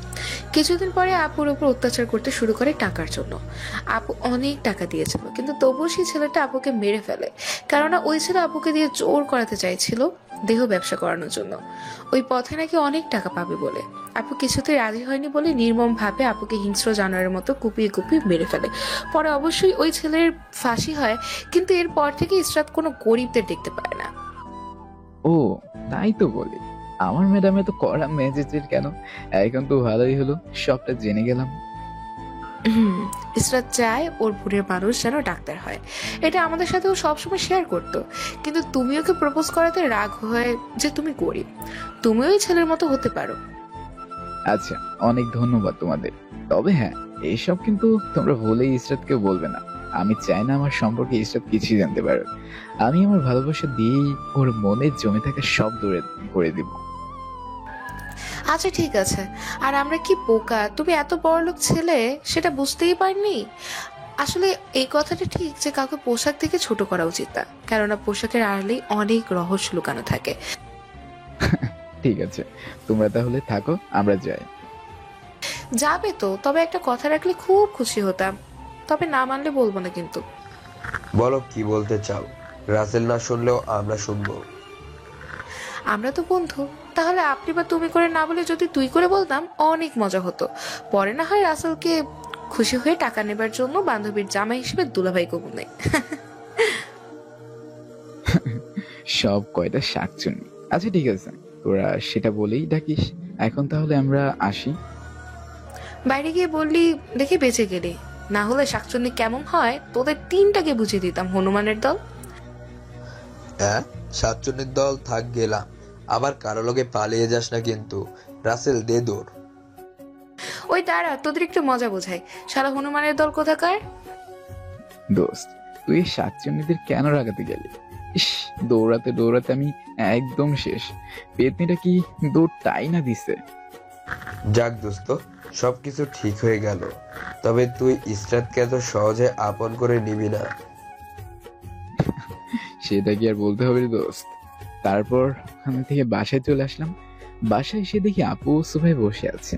আমি সিঁড়ি দিয়ে উঠতে নিলেই আপু বলে ওঠে, কি ব্যাপার রাসেল, তুই কখন বাইরে গেছিস আর ফিরে আসছিস কখন শুনি? আসলে আপু আজকে অনেকদিন পরে বাইরে গেছি, তাই একটু ঘুরতে ঘুরতে একটু দেরি হয়ে গেল। ঠিক আছে, তবে আমি যেন ওই শাকচুনি মেয়ের সাথে তোর কোনো কথা না শুনি, এটা আমি বলে রাখলাম। আচ্ছা আপু, ঠিক আছে, তবে মনে মনে একটু ভালোবাসবো কেমন? আপু আমার কথা শুনে রেগে ফুসফুস করতে থাকে, আর আমি তো রুমের দিকে দৌড়। ওই দাঁড়া, পালাস কেন? সাহস কত বড় আমার মুখের উপর কথা বলে? একবার হাতের কাছে পেয়ে নি, তখন বুঝাবো মজা। কি ব্যাপার রিমি, তুই এভাবে বিড়বিড় করে কি বলতেছিস শুনি? আর তোকে এত রাগী মনে হচ্ছে কেন? রাগ হবে না কেন? তোমার ছেলেকে আমি বলেছি ওই মেয়ের সাথে যেন কোনো কথা না বলে। আর তোমার ফাজিল ছেলে আমাকে বলে কি না কথা বলবো না, তবে মনে মনে একটু ভালোবাসবো। তোরা ভাই বোন পারিসও বটে, এটা তোদের ভাই বোনের ব্যাপার, আমি এর মাঝে নেই। তোমার থাকতেও হবে না, তুমি বরং রাসেলকে খেতে দাও, ওর অনেক ক্ষুধা লেগেছে। আচ্ছা মা, তুই শান্ত হ, আমি সব করতেছি, আর তুইও খেয়ে নে, তুই কিন্তু কিছুই খাসনি। আম্মু খাবার দিলে আমি আপুকে সাথে নিয়ে খাবার খেয়ে শেষ করলাম, আর আপু কিন্তু আমাকে নিচের হাতে খাইয়ে দিছে। এমন ভাগ্য কয়জনই হয়, তাই না বলেন? এই কালো ভূতের পক্ষ থেকে সকল আপুদের জানাই অনেক অনেক ভালোবাসা। দেখতে দেখতে পার হয়েছে অনেকগুলো দিন, আমার রেজাল্ট দেবার সময় হয়ে যায়। একদিন আমি সোফায় বসে আছি, ঠিক তখনই আমার সব ফাজিল বন্ধু বান্ধবীর দল চলে আসে। দোস্ত, কনগ্রাচুলেশনস, অনেক অনেক দোয়া ও ভালোবাসা রইল তোর জন্য, অনেক বড় হ। ওই পেতনি, আমি কি বড় কম হয়েছি নাকি যে তুই এভাবে বড় হতে বলছিস? তুই জানিস আমি 5 ফুট 8 ইঞ্চি। আরে গাধা, সেইটার কথা বলিনি। তুই আমাদের কলেজে টপার হয়েছিস, মানে গোল্ডেন A+ পেয়েছিস, সাথে লন্ডন থেকে ডাক্তারি পড়ার সুযোগ। আমি তো ওদের কথা শুনে বিশ্বাসই করতে পারতেছিলাম না। কি বলে সব? ওই তোরা আমার সাথে মজা করতেছিস না? আরে দোস্ত, মজা না, এটাই সত্যি। আর আমাদের কলেজে তুই টপ, আর দ্বিতীয় হয়েছে ইসরাত। দেখতে হবে না, যেমন জিএফ তেমনি বিএফ। ওহো, তাহলে তো ভালোই হলো। আম্মু, এদের সবাইকে 1 পিস মিষ্টি 6 পিস করে খেতে দাও তো। ওই শালা, শুধু মিষ্টি খাওয়ালে হবে না, সাথে আমাদেরকেও ট্রিট দিতে হবে। আমি কোনো ট্রিট দিতে পারবো না ভাই, তোমার ভাবি পাশ করেছে, ওর থেকে না যাও। ইসরাত ট্রিট দেবে বলেছে আজকেই, আর কেন দিবে না? ওদের কি টাকার কমতি আছে নাকি? আমাদের টাকা নাই, তাই ট্রিট দিতে পারবো না। এখন যা, ইসরাতের থেকে টাকা খুশি আয়, আমি পরে দিব না। তুই আমাদের সাথে চল, তুই কোনো কথা বলবি না, যেভাবে ইসরাতকে আটকে রাখতে হয় সেটা আমরা দেখব। ওকে, তাহলে চল। আমরা সবাই মিলে একটা রেস্টুরেন্টে চলে আসলাম। বাড়িতে সবাইকে খুশির সংবাদটা দিয়ে সবাই অনেক খুশি। ওই পেতনি, এভাবে আর কত বসে থাকবো? এবার তো আমাদের ভাবিকে ডাক, আমরা পেটের মাঝে চুহা দৌড়াদৌড়ি করতেছে। তোর পেটের ভেতর চুহাকে বিদায় করতে আমাদের রাসেল সাহেবের ক্রাশ চলে এসেছে, পেছনে দেখ। শিখার কথা শুনে আমি সহ সবাই পিছনে তাকিয়ে তো হা হয়ে গেছি। আমি কাকে দেখছি? এক অপরূপা বাঙালি সাজে সজ্জিত রমণী ইসরাতকে দেখে আমি কত বাড়ির মতোই ক্রাশ খেলাম, সেটা হিসাবেই নাই। তবে আজকেরটা স্পেশাল। ইসরাতকে একটা শাড়ি পরেছে, সেই সুন্দর লাগছে। কি আর বলবো, আমি ওর উপর বর্ণনা যতই করব বা লিখবো ততই কম হয়ে যাবে। ইসরাত, ওই তোর এখন আসার সময় হলো? জানিস আমরা সেই কখন থেকে অপেক্ষায় বসে আছি। আর বলিস না, আমি তো শাড়ি পরতে পারি না, তা আজকে কারোর জন্য শাড়ি পরতে গিয়ে পাক্কা 4 ঘন্টা ব্যয় করেছি। একবার আঁচল থাকে তো কুচি হয় না, আবার কুচি থাকে তো আঁচল থাকে না। শাড়ি কিভাবে পরে বুঝতেই আমার মাথা ঘুরে। তা সবাই কেমন আছিস? আমরা সবাই অনেক ভালো আছি, তবে রাসেল কিন্তু অনেক ভালো শাড়ি পরাতে পারে। ও তাই নাকি? তাহলে আগে বললে তো শাড়ি পরানোর জন্য এত কষ্ট করতে হতো না। রাসেলকে টাকা দিলেই তো শাড়ি পরিয়ে দিয়ে আসতো, তাই না ম্যাডাম? দেখুন ভাইয়া, আমি কিন্তু সেভাবে কথাটা বলিনি। আমি বুঝিনি, আর আমি যাই বলি সেটা আপনাদের কাছে নিম পাতার জুসের মতোই তেতো লাগে কেন? এই তুই চুপ করে বস তো, আর রাসেল সবার জন্য অর্ডার দাও। আমি গরিব মানুষ ভাই, আমার বাড়ি নদীর তীরে, টাকা পয়সা নাই, তাই আমি অর্ডার করতে পারবো না। আমি তো অন্যের টাকায় খেতে আসলাম। এই তোকে বলছি তুই অর্ডার কর, তোকে টাকা দিতে হবে কেন? তুই দেখছিস না আমরা মাঝে উপস্থিত আছে ইসরাত ম্যাডাম, উনি আজকে আমাদের সবাইকে ট্রিট দিবে। তাহলে ঠিক আছে, আমি অর্ডার করতেছি। এদিকে ইসরাত মনে মনে শাকচুন্নিদেরকে বকা দিচ্ছে। শাকচুনি তোদের দুলাভাই থাকতে আমার টাকায় কেন খসাতে হবে? ওর থেকে ট্রিট নিলেই তো পারতি। কলেজে প্রথম হয়েছে আর ট্রিট নেই, আর আমি দ্বিতীয় হয়ে নাকি ট্রিট দিব? এই ইসরাত, তুই কি এমন ভাবতাছি? আমরা কি এভাবে বসে থাকবো নাকি এই কিছু অর্ডার করব। আরে তেমন কিছু না। আচ্ছা তোদের যেটা খেতে মন চায় সেটাই অর্ডার কর, আমি বিল দিব না। এই তো মুরগি ফাঁদে পা দিয়েছে, মনে মনে বললাম। এদিকে সবাই যার যার পছন্দের খাবার অর্ডার করে। ইসরাত বারবার শুধু আমার দিকে তাকিয়ে আছে। আমার ভালো লাগলেও সেটা প্রকাশ করছি না। এইদিকে সবার খাওয়া শেষ হয়ে গেল। এই তোরা বাসায় যাবি নাকি? যদি না যাস তাহলে আমি চলে গেলাম। সে কি কথা, এখনই চলে যাবে মানে কি? ইসরাত রেস্টুরেন্টে খাইয়েছে আর তুই এখন আমাদের সবাইকে ফুচকা খাওয়াবি? তা না হলে কোনো ছাড়ই নেই। তোদের যে ফুচকা খাবো সেই টাকা আমি কোথায় পাবো? তোরা বরং ইসরাত ম্যাডামকেই বল না খাওয়াতে। দরকার হলে আমরা সবাই চাঁদা তুলে তোর টাকায় ফুচকা খাবো, তবুও খাবোই। আচ্ছা তাহলে চল।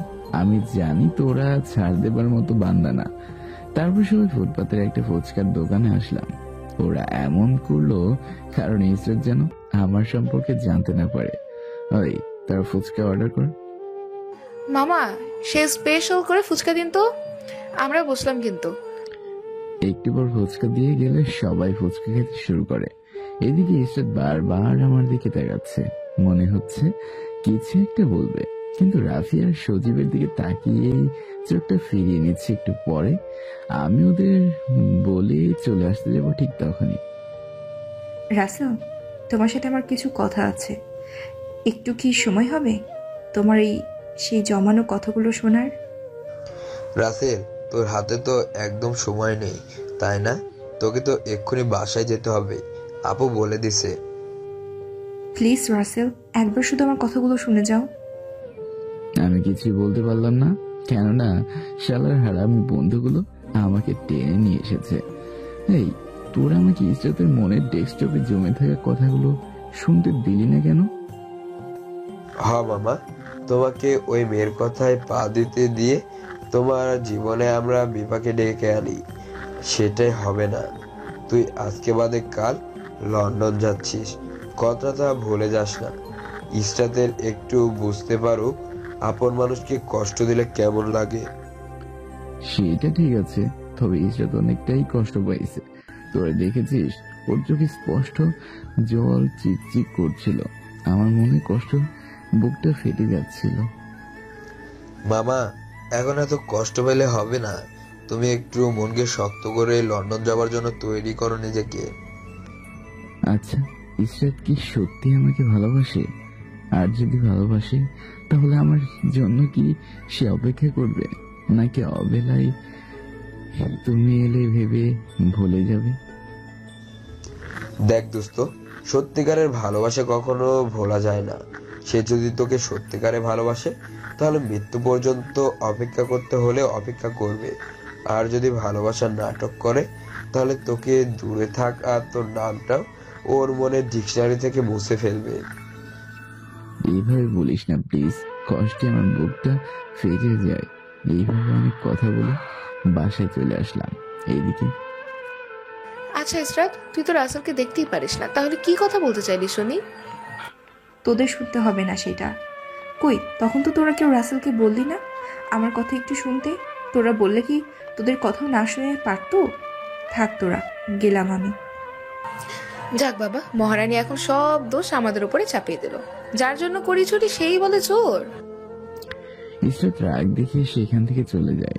বাসায় এসে বিছানায় টাস করে শুয়ে পড়লি, সে মুখটা গুজে কান্না করতে থাকে আর বলতে থাকে, রাসেল, তুমি কেন বুঝতে চাও না আমি তোমাকে ঠিক কতটা ভালোবাসি? আমার জন্য তোমার মনে কি একটু জায়গা নেই বলো? আমার জন্য কি তোমার মনে একটু মায়া হয় না?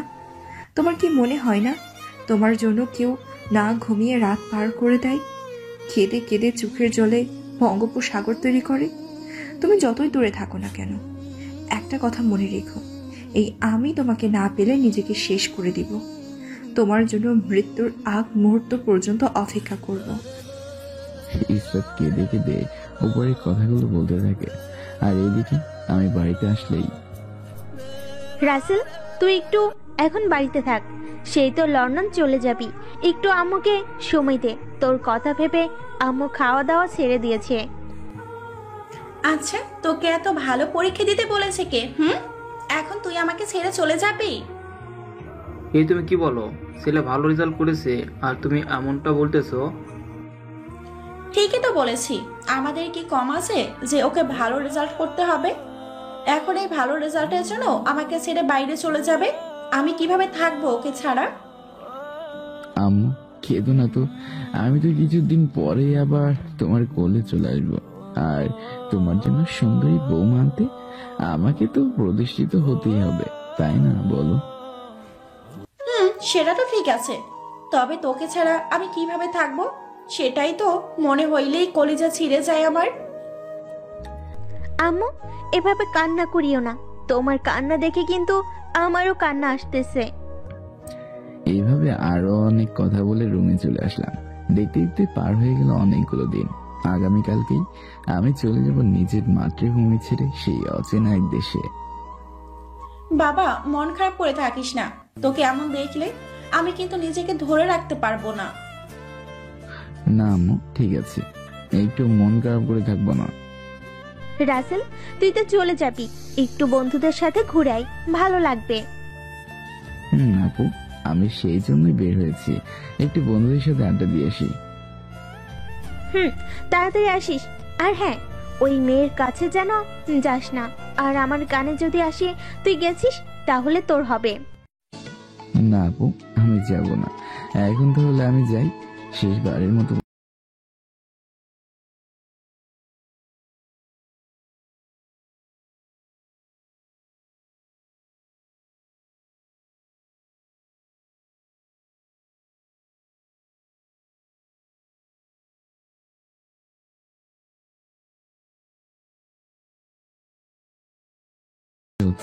আমার হচ্ছে না বুঝি, আমিও তোদের খুব মিস করব। কখনো ভাবিনি এমন একটা দিন আমাদের জীবনেও আসবে যেদিন তুই আমাদের ছেড়ে এভাবে চলে যাবি। কাঁদিস না রে দোস্ত, আমি তো কিছুদিন পরেই চলে আসবো, দেখতে দেখতে এই দিনগুলো ফুরিয়ে যাবে। আমি বুঝি তোর অনেক কষ্ট হচ্ছে, তবে ভাবিস না, আমরা তোর সব সময় পাশে আছি আর থাকবো। হ্যাঁ দোস্ত, শুনে খুব খুশি হলাম। আর দোস্ত কালকে তো চলে যাচ্ছি তোদের ছেড়ে, চল না এখন সেইবারের মতো ইসরাতকে লুকিয়ে একটু দেখে আসি। যেহেতু আপু মানা করে দিয়েছে, তবু মনটা তো সায় দিতে পারছে না। চল দোস্ত, আমরা যতই কষ্ট হোক না কেন তোর এই ইচ্ছেটা পূরণ করবই। তবে ওই শাকচুন্নিদের সাথে নিতে হবে, কেননা ওরা ইসরাতকে বাইরে আনতে পারবে। আচ্ছা চল সবাই, আর যেটা করতে হয় তোরা কর। তারপর ইসরাতের বাড়ির সামনে আসলাম। আমাদের সাথে শিখা, তামান্না, সমন্না, স্বপ্না, মেধা ও জান্নাত আছে। শিখা তোর বান্ধবীকে একটু গেটে নিয়ে আসে, আর যেভাবেই পারস আমি দূর থেকে দাঁড়িয়ে না হয় একটু দেখবো। জানি না আর কোনোদিন দেখা হবে কিনা। তুই কোনো চিন্তা করিস না, তোর জন্য এইটুকু করতে না পারলে আমরা তোর কিসের দোস্ত? হ্যাঁ সেটা আমি জানি। এখন যা, একটু যে করেই হোক ইসরাতকে বলে বাইরে নিয়ে আস, দু চোখ ভরে দেখবো। 4 বছরের চোখের খিদা কি আর এক দেখাতে ভরবে রে দোস্ত?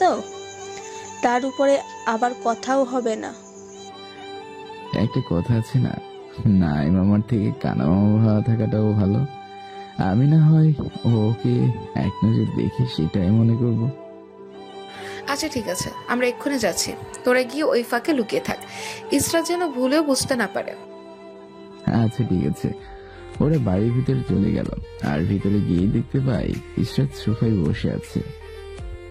কিরে তোরা এই সময়ে আমার বাসাতে, কারণটা কি? জরুর ডার মে কুছ কালা হে।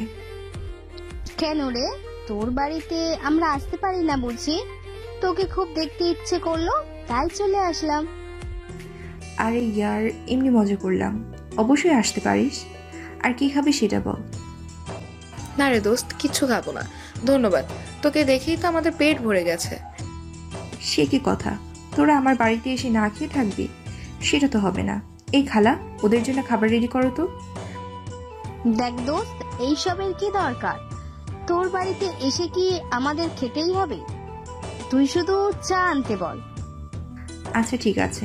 এই তোরা রাসেলের সাথে আমার একটু দেখা করাতে পারবি? ও তো কালকে চলে যাবে 4 বছরের জন্য লন্ডনে। ওকে শেষবারের মতো দেখতাম 2 চোখ ভরে। সরি দোস্ত, ক্ষমা করে দিস। এই কাজটা পারবো না, কেননা এটা আমাদের দ্বারা হবে না। এখন তোরা না পারলে তো আর জোর করতে পারি না, সবটাই তো আমার কর্মের ফল। এটা রাসেলের সাথে এমনটা না করলে হয়তো আমার জীবনে এই দিন আসতো না। এভাবে বলিস না, আল্লাহ যা করে হয়তো সবার ভালোর জন্যই করে। তোর সাথেও হয়তো ভালোই হবে, তবে সেটা শুধু সময়ের অপেক্ষা। এইভাবে ওরা অনেক কথা বলে।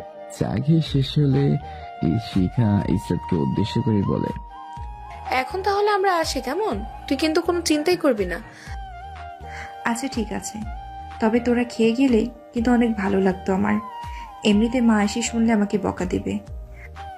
এই তুই কেমন মানুষ? বান্ধবীরা চলে যাচ্ছে আর তুই আমাদের এগিয়ে দিয়ে আসবি না বাইরে? আসলে আমি কি বোকা, একদম মনে ছিল না।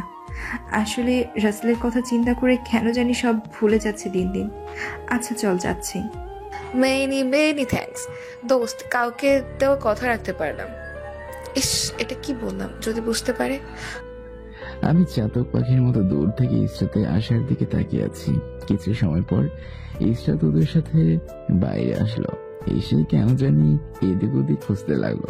সেটা দেখে, ওই তুই এদিক ওদিক কি দেখতেছিস? না রে, তেমন কিছু না। আমার মনে হচ্ছে রাসেল আমার আশেপাশেই কোথাও আছে। পাগলের মতো কথা বলিস না তো। ও যদি আসতোই তাহলে তো তোর সাথে দেখা করতোই, তাই না? সেটাও ঠিক। আচ্ছা তাহলে তোরা এখন যা, আমি ভিতরে গেলাম। আচ্ছা ঠিক আছে দোস্ত। ইসরাত ভিতরে চলে গিয়ে ও আবার ফিরে আসে। আমি ইসরাতকে 2 চোখ ভরে 4 বছরে দেখা একেবারে মন ভরে দেখে নিলাম। চোখ থেকে নিচে অজান্তে 2 ফোঁটা পানি শার্টে ভিজিয়ে দিল। বুঝতেই পারলাম না। কি রে, তুই যে আবার চলে আসলি, কাহিনী তো বুঝলাম না। তোরা কেন এখানে আমাকে নিয়ে আসলি? যেখানে আমার ইচ্ছা সেটা তো পূরণ করলি না। দোস্ত এইভাবে বলিস না। আর তুই ভিতরে যা, আমাদের কাজ হয়ে গেছে। তোর প্রেম সত্য হলে তুই ওকে পাবি। আমি আমার জীবনের থেকেও বেশি ভালোবেসে ফেলেছি ওকে। আমি সারা জীবনের জন্য ওর জন্য অপেক্ষা করব। আমরা সবাই দোয়া করি আমাদের অহংকারীর আগে দোস্তের প্রেম যেন সাকসেসফুল হয়। তারপর ইসরাত চোখ মুছতে মুছতে ভিতরে চলে গেল। এদিকে সবাই আমাদের কাছে চলে আসলো। রাসেল, ইসরাত তোকে সত্যি ওর জীবনে থেকে বেশি ভালোবাসি। তোকে একটা নজর দেখার জন্য আমাদের কাছে খুব বায়না করলো, কিন্তু আমরা ওর আশাটা পূরণ করতে পারলাম না। তবে ও তোর জন্য সারা জীবন অপেক্ষা করবে। আমি তো এটাই চাই, ও নিজের অহংকারকে একটু বুঝতে পারুক আর নিজেকে আমার লক্ষ্মী বউ হিসেবে তৈরি করে তুলুক। আজকে কেন জানিস, রাতের জন্য আমার নিজেরই খুব কষ্ট হচ্ছে। ওর চোখের পানি এখনো আমার চোখে ভাসছে। ওর জন্য আমার কি কম কষ্ট হচ্ছে বল? আমার মনটা যে বারবার এক কথাই বলতেছে। সবাইকে বিদায় দিয়ে বাসায় চলে আসলাম। রাতে ডিনার করার সময়, বাবা রাসেল, আজকে না কেন জানি তোর জন্য আমার খুব কষ্ট হচ্ছে। সেদিন হয়তো তোর মায়ের কতগুলো সত্যি ছিল। বাবা এভাবে বলিও না তো, তাহলে আমার কিন্তু অনেক কষ্টই হবে।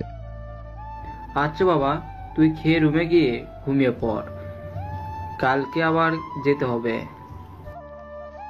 ঠিক আছে বাবা। আমি ডিনারটা করে ইসরাতের ছবিটাকে দেখতে দেখতেই ঘুমিয়ে পড়লাম।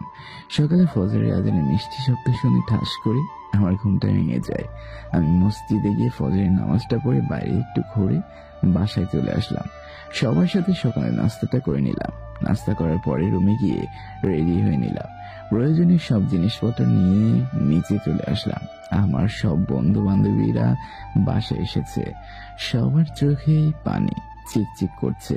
আমার কেন জানি কারোর সাথে কথা বলার ভাষা নেই, তবু সবার সাথে একটু কথা বলে বাসার সবার কাছে থেকে বিদায় নিয়ে চলে আসলাম হযরত শাহজালাল আন্তর্জাতিক বিমানবন্দরে। গাড়ি থেকে বন্ধুরা সবকিছু নামিয়ে দিল আর আমি এখন এয়ারপোর্টের ভিতরে ঢুকবো। রাফি ও সজীব আমার গলাটা জড়িয়ে ধরে কান্না করে দিল। আমার চোখে কেন জানি কোনো পানি নেই। দোস্ত, তোকে ছাড়তে ইচ্ছে করছে না, তবুও ছাড়তেই হবে।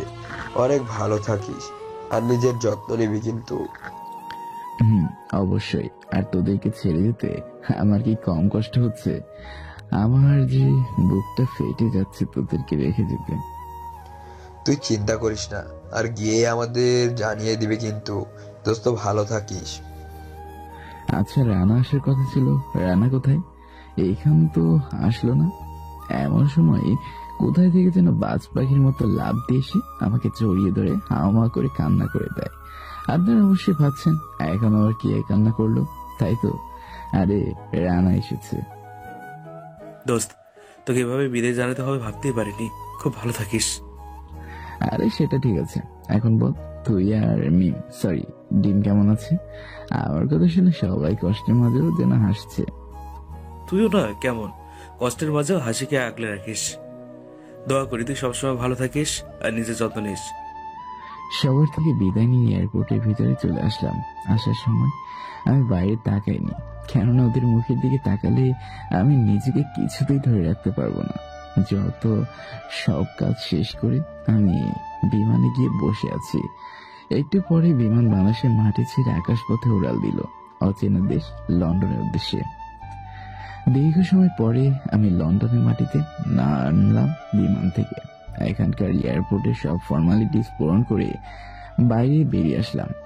অনেকেই আছে বাংলাদেশ থেকে এই হোস্টেলে উঠবে, তাই আমিও চলে আসলাম। ওইখানে গাড়িটা পাঠিয়ে দিয়েছিল। আমি আমার রুমে এসে আগে এখানকার একটা সিম কার্ড উঠিয়ে বাড়িতে সবাইকে ফোন করে বলে দিলাম।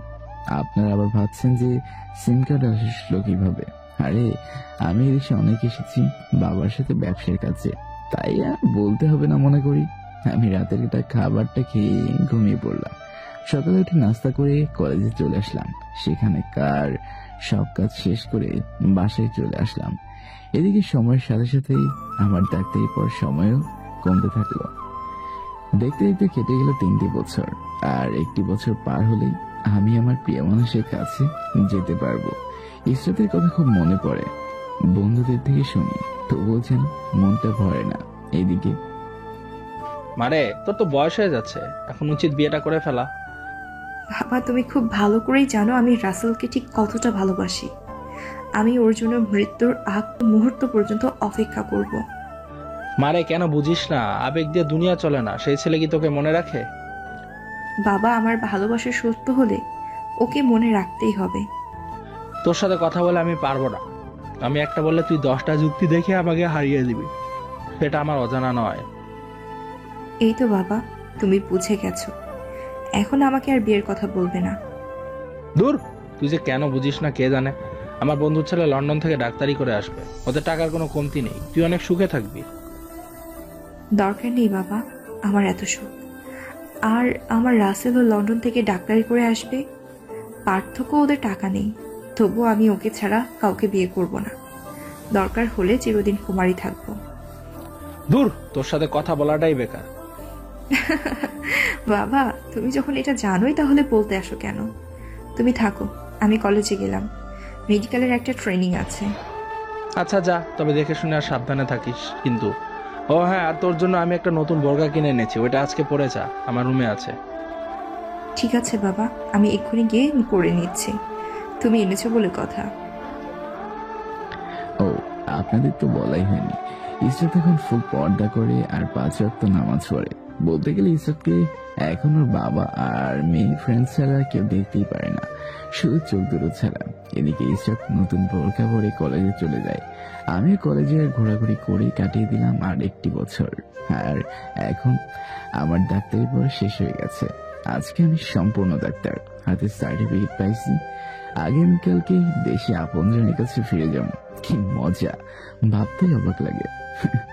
আমি সবার জন্য কিছু কেনাকাটা করে নিলাম আর বাড়িতে ফোন দিয়ে সবাইকে জানিয়ে দিলাম আমি যে কালকেই বাড়ি আসছি। এইদিকে ঈশ্বর তোর বান্ধবীদের কাছ থেকে শুনেছে আমার বউ যেন ডাক্তার হয়, তাই ঈশ্বর ডাক্তার হয়ে আমার অপেক্ষায় পথ চেয়ে বসে আছে। না জানে আমার পরিচয় আর না জানে আমার বাড়ি কোথায়। আমি এয়ারপোর্টে এসে বিমানে বসে আছি। একটু পরে বিমান বাংলাদেশের উদ্দেশ্যে উড়াল দেয়। আমার মনে আজকে যেন খুশির কোনো কমতি নেই। এদিকে ইসরাত শিখে কল দেয়। আসসালামু আলাইকুম, কেমন আছিস দোস্ত? ওয়ালাইকুম আসসালাম। আমি অনেক ভালো আছি। আর তুই কেমন আছিস? আলহামদুলিল্লাহ, আমিও অনেক ভালো আছি। আচ্ছা, তোকে একটা কথা জিজ্ঞেস করার জন্য কল দিছি। যদি অনুমতি দিস তাহলে বলবো। এভাবে বলছিস কেন? তোর কি জানার সেই বলে ফেল। আসলে কি করে যে বলি, রাসেলের তো 4 বছর শেষ হয়ে গেছে। ও কবে দেশে আসবে তুই কি জানিস? না রে, আমি জানি না। ও তো আমার সাথে কথাই বলে না। এখন বড় হয়ে গেছে অনেক, তাই আমাদের মনে রাখে। কি হবে বল?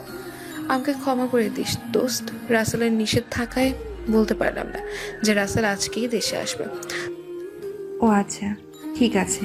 ওর কোনো ঠিকানা আমি জানি না, যে আমি ওর খবর নিব। আজ 4টি বছর হলো আমার কলিজাকে দেখি না। ইসরাত উপরে কথাগুলো বলেই কলটা কেটে দেয়। চোখের জলে যেন পুরো বুকটা ভেসে যাচ্ছে, তবুও যেন দেখার কেউ নেই। এদিকে আমি এয়ারপোর্টের বাইরে এসে দেখি আমার আপু, দুলাভাই সহ সব হারামি বন্ধুগুলো দাঁড়িয়ে আছে। আমি যাওয়ার সাথে সাথেই বন্ধুগুলো দৌড়ে এসে জড়িয়ে ধরে কান্না করে দেয়। দোস্ত কেমন আছিস? আর কত সুন্দর হয়ে গেছিস, একদম বাংলা সিনেমার হিরোদের মতো লাগছে। এই দেখ, একটু বেশি কিন্তু হয়ে যাচ্ছে। আমার থেকে তো তোরাই অনেক বেশি সুন্দর হয়ে গেছিস। আর ভাবিগুলো মাশাআল্লাহ। আর ওই পেতনি, তোর জামাইগুলো তো অনেক কিউট। কিভাবে পটালি? ফাজিল, তোর বাথরুমে এখনো গেল না তাই না? তুই কিন্তু সেই আগের মতোই আছিস। আমি আগের মতোই আছি, আর তোরা মোটো হয়ে গেছিস। এক একটা 18 বছর হয়ে গেছিস। কি আমরা আটার বস্তা হয়ে গেছি তাই না? দাঁড়া দেখাচ্ছি মজা। এটা বলেই ওরা সবাই আমাকে ধাওয়া করলো, আর আমি গিয়ে আবুদুল্লাহ ভাইয়ের পিছনে লুকালাম। তারপর সবাই আর ধাওয়া করলো না। আপু ভাইয়া, তোমরা কেমন আছো? আমরা অনেক ভালো আছি। তা ভাই, তুই কেমন আছিস রে? আমি তো একদম ভালো আছি। আপু, ভাইকে খেতে দিস নাই তাই না? ভাইয়া একদম শুকিয়ে গেছে। তোর চোখে কিভাবে ওই হাতিকে শুকনা মনে হচ্ছে শুনি? আপুর কথা শুনে সবাই খিলখিল করে হেসে ফেললাম। সবার সাথে কথা বলে আমি বাড়িতে চলে আসি। পরিবারের সকলে খুব খুশি, আর খুশি হবেই বা না কেন বলেন? এক পরিবারের ভাই বোন দুইজনই ডাক্তার। আমি বাবা মায়ের পায়ে ধরে সালাম করলাম। বাবা মা, তোমরা কেমন আছো? আমরা অনেক ভালো আছি। আর তুই আসতে আমরা আরো ভালো হয়ে গেছি। আয় বাবা, আমার বুকে আয়। আমি মা আর বাবাকে জড়িয়ে ধরে কান্না করে দিলাম। এটা কোনো দুঃখের কান্না নয়, বরং এটা সুখের কান্না। বাবা, এভাবে কাঁদিস না। এখন এসে গেছিস তো সব ঠিক হয়ে যাবে। তুই খাবার খেয়ে ফ্রেশ হয়ে রেস্ট নে, অনেক ক্লান্ত তুই এখন। তারপর সবার সাথে অনেক মজা মাস্তি করে রাতের খাবারটা খেয়ে ঘুমানোর জন্য আসলাম।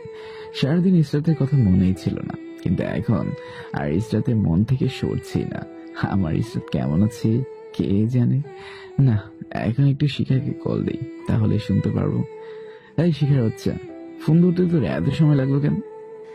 জামাইয়ের সংসারে কাজ করতে হয় বুঝলি। তা এখন যে কল দিলি, তুই তো শালা বিনা কারণে ফোন দিবি না।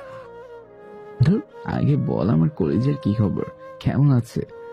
তোর কলিজা এখন পর্দানশীল, তাকে কেউ দেখতে পারে না, আর 5 ওয়াক্ত নামাজ পড়ে, আর একটুও ভালো দেই। তোর কথা আমাকে জিজ্ঞেস করেছিল, কিন্তু আমি বলতে পারিনি। ভালো করেছিস। আমি কি স্পেশাল সারপ্রাইজ দিব, তখন ও অনেক খুশি হবে। আচ্ছা তাহলে ভালো থাক, কালকে কথা হবে।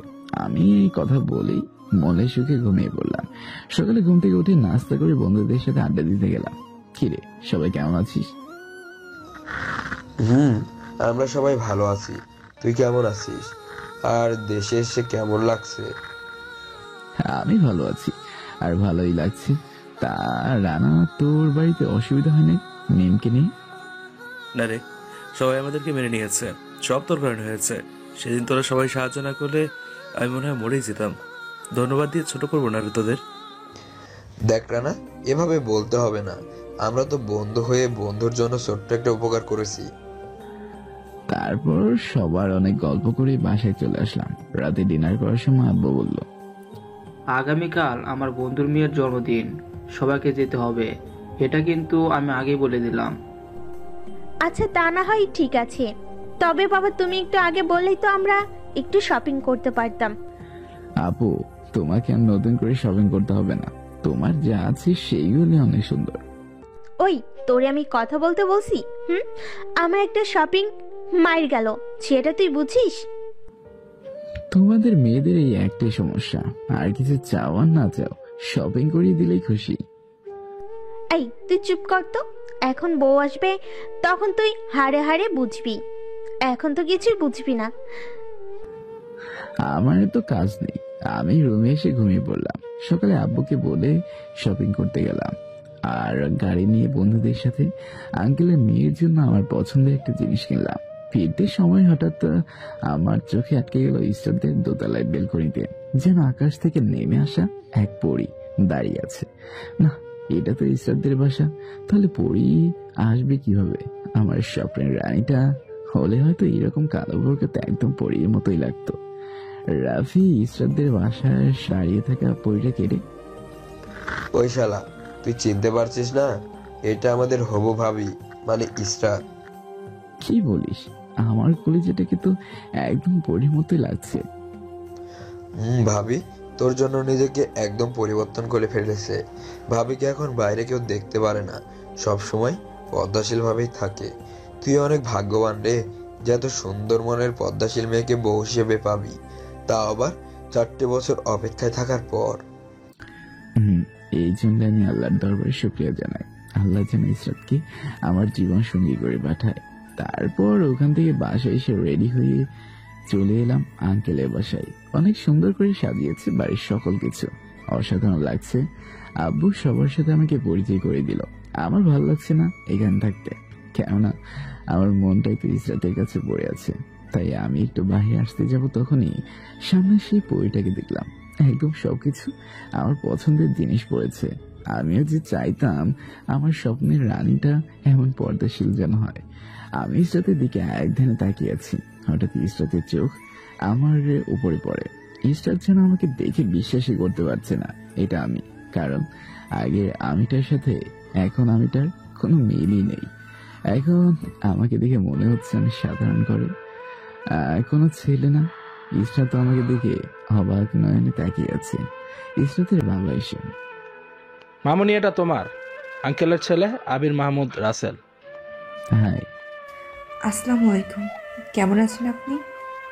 আসসালামু আলাইকুম। আলহামদুলিল্লাহ, আল্লাহর রহমতে অনেক ভালো আছি।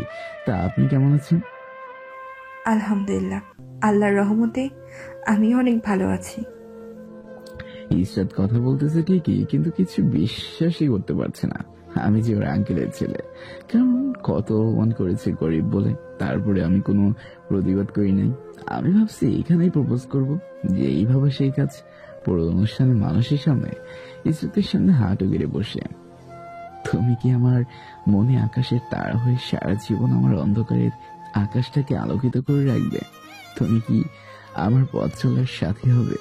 হবে কি ওই নিরিবিলি জ্যোৎস্না রাতে চাঁদ দেখার সাক্ষী? I love you, Isra. I love you. Will you marry me? I love you too, কলিজা।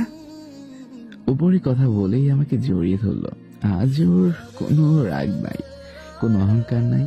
ভালোবাসা সত্যি মানুষকে বদলে দিতে পারে, এটা তার সবচেয়ে বড় উদাহরণ। আমি ওর হাতে একটা আংটি পরিয়ে দিলাম, যেটা সবাই দেখছে, আর হাতে তালি দিল। এভাবে ইসরাত আমাকে জড়িয়ে ধরাতে হঠাৎ পিছন থেকে ইসরাতের বাবা বলে ওঠে, আঙ্কেল বলে, মামনি তুমি এটা কি করলে? আমার মান সম্মান সব বাজারে নিলাম করে দিলে, এভাবে সবার সামনে ওকে জড়িয়ে ধরলে। আমিও তোমার থেকে এই দিনটি আশা করিনি। বাবা, আমি তোমার মান সম্মান বাজারে নিলাম করিনি। আমি যাকে ভালোবাসি, যার জন্য 4টি বছর ধরে অপেক্ষা করেছি, এই সেই আমার রাসেল, যে আমার দেওয়া শত কষ্ট সহ্য করে আমার রাগী ভালোবাসা পাওয়ার জন্য অপেক্ষা করেছে। তাই আমি নিজেকে ধরে রাখতে পারিনি। ইসরাতের মুখে আমি যে তার বন্ধুর ছেলে সেটা শুনেই তো অবাক, আর অবাক হয়েই বলে, কি বলছো? এই সেই ছেলে যাকে আমি গুন্ডা দিয়ে মেরেছি, সে আমার বন্ধুর ছেলে? আল্লাহ, আমি এই কাজ কেমনে করতে পারলাম? হ্যাঁ বাবা, এই সেই ছেলে। বাবা, আমি ওকে আমার জীবনের থেকেও বেশি ভালোবাসি। জানো বাবা, আমি ওকে এত অপমান করেছি, তবুও আমাকে কখনো নিজের পরিচয় দেয়নি। শুধুমাত্র এই আমাকে সঠিক পথে এনে গরিব হিসেবে ওকে ভালোবাসার জন্য। আজকে তাহলে রাসেল তুমি সফল। আমি তোমার কাছে চিরকৃতজ্ঞ যে আমার মেয়েকে তুমি সঠিক পথে নিয়ে এসেছো। এভাবে বলিয়েন না, আমি শুধু ইসরাতকে আমি মনের মতো করে গড়ে তুলতে চেয়েছি। আজ আমি সেই মিশনে সফল। ইসরাত, আমি হচ্ছে তোমাকে আমার জীবনের থেকে বেশি ভালোবাসি, তবে তোমাকে এতদিন কষ্ট দেওয়ার জন্য সরি।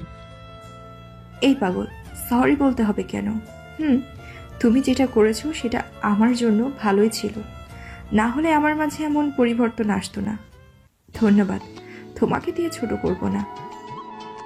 উপরে কথাগুলো বলে ইসরাত আমাকে আবারও নিজের বাহুডোরে জড়িয়ে নিল। আমার বন্ধুরা সবাই আমাদের উপরে ফুল ছিটিয়ে দিতে শুরু করে, যেটা দেখে ইসরাত অনেকটাই লজ্জায় পড়ে যায়। এদিকে আঙ্কেল আর আব্বু কথা বলছে। দেখেছিস আশরাফ, যাদের বিয়ে সেই ছোটকাল থেকে ঠিক করা, আর তারা কেউ জানেই না সাথে এত কিছু কাহিনী হয়ে গেল। এদিকে আঙ্কেল বাবার সাথে অনেক কথা বলে স্টেজে উঠে আসেন আর মাউথপিসটা হাতে নিয়ে সবাইকে উদ্দেশ্য করে বলে, এভরিবডি সাইলেন্ট প্লিজ।